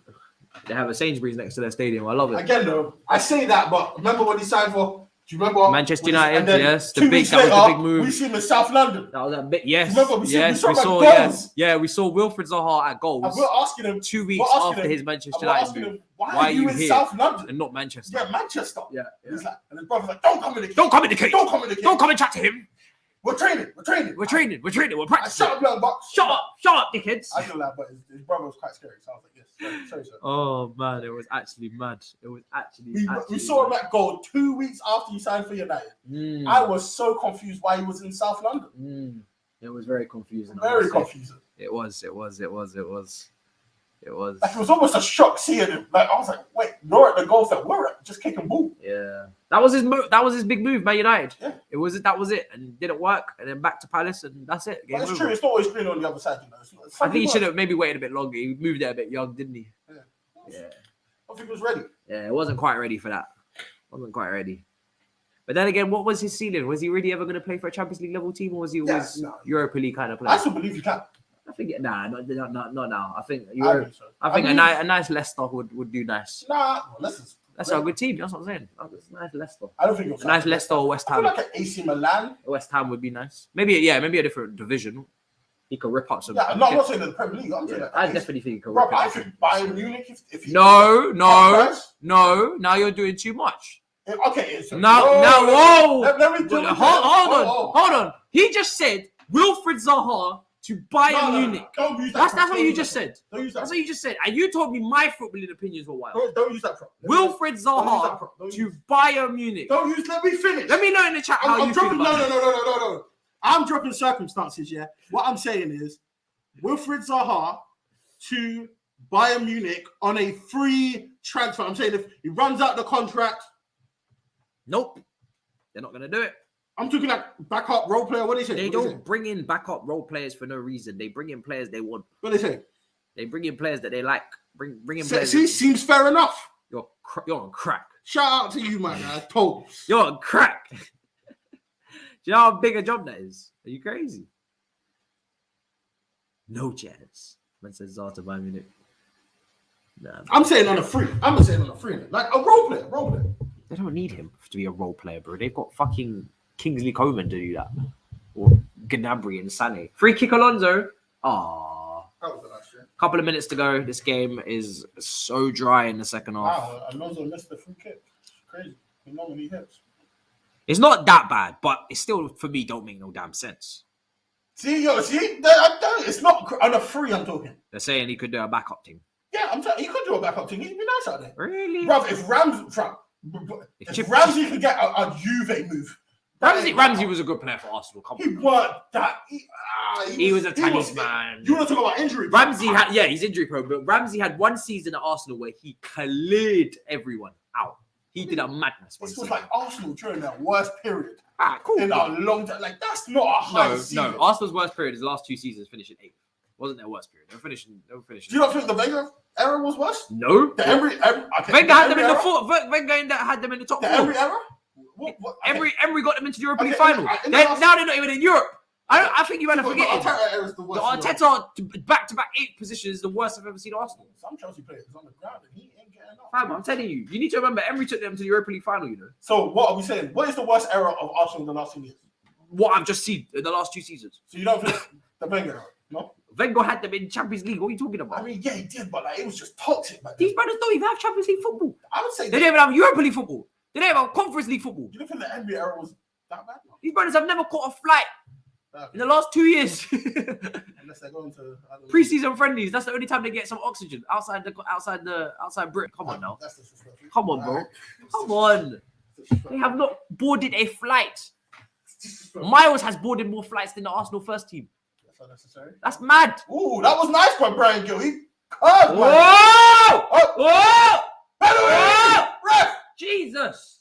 Clear the shit out of that, bro. We need to keep a clean sheet. Now the game. Oh, counter. Third goal. Loftus-Cheek. Pass to Lukaku. Yes. Well done, Loftus-Cheek. Shoot it. Lukaku, please. Oh, my Lord. That was just sad to watch, wasn't it? And that's why you in the Milan fans don't love me. That was sad. The CEO of Inter Milan was like, we sold Lukaku for 100 mil. Then we got Dzeko for. You know, the Chelsea fans don't even call him Lukaku anymore. They call him Nakaka. Yeah, Kaka that's a new name. Hispanic name for a doo-doo. Kaka. No, it's not. Yeah, it is. No, it's not. Kaka is. Oh my God! You know, Kaka means doo-doo. No, it doesn't. Ask the chap. No, it doesn't. How much money would you like to? Oh my God. That can't be the reason why they're calling him Kaka, that. yeah. There's no way that's the reason. Ask them. Is that the reason why you man are doing what you're doing? The Kaka, that means la doo-doo. No, it doesn't. No, it doesn't. Watch you come up. Kaka means doo-doo. Oh, someone's saying you're right. Yeah. Oh my God. You man. Oh my God. Yeah, bro. I was like, yeah, what are you doing? You man are disrespectful, fam. Yeah. You man, I have a very disrespectful youths, you know. That's what like Kaka. You man are very disrespectful youths. The doo-doo. You said this poop. Scoopity poop. Scoopity poop. Scoop. Whoop. Alonso injured again? Hey, that's gonna quote. Sorry. Your names are crazy all the time. Yeah, so fast. Harvey Vell. The future. You want to set up the camera? Bang out a review quickly. I was meant to call something. I wasn't meant to be in it, though, to be fair. That's over now. You're here. Oh shit, man. The game's almost done, bro. Thank fuck, because it's boring as hell. Can't lie. Second half being a bit dry. First half was really nice, though. I'm telling you, man. Free kick. That brother just dropped. He just dropped. He was like, yeah, we'll take the free kick. I'll be ending this watch along immediately after the game. I'm so tired. This is like the third upload. We've got one more coming out, 4 uploads. We're going back to 1 tomorrow. You've got content to catch up on if you've missed it. Let's do watch along. And we've got review. Part of the Sky Clip and London Club's content. That's an upload. That's not an upload. That is an upload. How's that an upload? Because it's a full ass upload. I had to physically. That wasn't even today's content. It was last night. Okay, so that's nothing to do with today. Well, it is because it went up today. And? Still 4. Fine, you were shit in the top. You know, let's not even do that. I'm going to put it out yesterday because the video was out yesterday as well. That was a bad. Where else go with it? No, let's do that. Instead of where you go with that. See what there. No, there's no live tomorrow. Tomorrow is pre-recorded for All You Could Eat Chelsea. We did a live last week for the breaking news. We're going back to pre-records. The lives are only with breaking news. So that's how we run it. Today was live. London comes Carnage. That's always live. So yeah, tomorrow will be pre-record, and then there could be a bonus episode on Eunice's channel soon. Look out for that. Again, massive congrats. You know Eunice hit 100k. And? What do you mean and? That's a big deal. That was bound to happen. Yeah, but still, it's happened now. And? Again. This guy is so. That was bound to happen. This guy is so dry. Why would I celebrate? This guy is so pessimistic in life. Like honestly. Why would I celebrate on something I knew was gonna happen? Shit, and I'm gonna wake up tomorrow. Do you know what he said to me? Do you know what he said to me initially after the Sky interview? So what? Yeah, who cares? This guy is so like such a Debbie Downer, honestly. How's that a downer? You're such a Debbie. Do you enjoy anything? Enjoy something. Anything. I enjoy the misery of us. This brother is just a misery merchant, fam. Like, what do you want me to say? Like, you were bound to be on TV. You need to take someone else's depression and make it This ain't you the be yours. 1950s. You need to take somebody else out in that world's depression and put it on yourself because This ain't the they don't deserve to be depressed because they want to be TV. happy. You want to be depressed. This ain't the You 1950s. want to be depressed. You should take somebody else's Again, depression. no, you You are just a very pessimistic, unhappy individual. You are unhappy within yourself. You need to find happiness. I'm very happy with You need to myself. find I happiness. know what I'm about. You need to I'm find very happy with happiness. myself. Go and listen to some Pharrell Williams. You need to go and find some happiness. Do you think Pharrell Williams is giving me the happiness? Because I'm happy.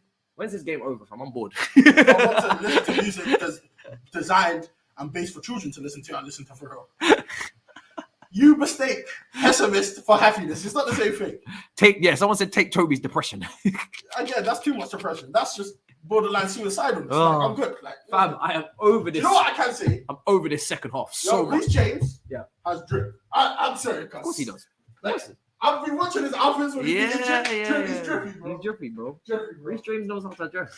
So this whole second half has been a calam for me, fam. I've just moved on with my life. Timo Werner. I don't know how a Chelsea Tottenham game has got me clocked out in the second half. Like there just has not been much action. Like it's been pretty calm. But let's see. Oh, Lukaku. Oh. All right, maybe we'll see something. Good to see Harvey Vale get some minutes as well. I didn't think he would. Kova back to Pulisic. Good. Harvey Vale. Lovely little link up. Look how good Harvey Vale is in the tight spaces. It's honestly a blessing. Oh, lovely. That build-up play there was beautiful. You see this? This is what we love to see. I just love it. Bedtime. We love to see it, honestly. We really do. I feel like you might have me. Well, that was a good shot. Good first leg. I think you have me twisted. Like, it's a thing. You know what's current world science, world hunger, global poverty. Like, it's a thing. I feel like when I congratulate someone, I save it for the big occasions. Big man. This thing. You are on TV talking about football. Do you know what?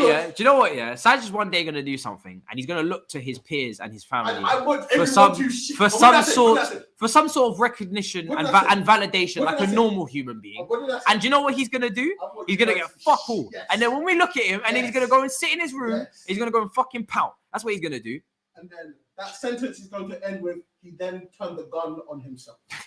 Jesus, I need to wrap up this Watchalong. I can't be doing this anymore. Oh, he's dropped something again. Have you broken something? Oh, Jesus Christ. More equipment we have to replace. All right, listen, guys. Smash up the likes. This watch-along is going to end. I'm going to do the review, and then I'm going to go to sleep. I am so tired. So much. I'm going to wrap this one up early. Big up your damn selves. Hope you guys have enjoyed. It's been a great first leg. 2-0 win. I'm going to be giving my thoughts in the review straight after this. And then we're going to be moving on tomorrow with the All You Can Eat Chelsea episode. Obviously, I'm on Ratz's channel as well tomorrow. Big Six is at 10 p.m. And I think there could be also 2 other pieces of content I'm involved in. Shit, I have got a lot. All right, well, that's going to be peak. In a bit, people. Peace. Make sure you subscribe. That would be great.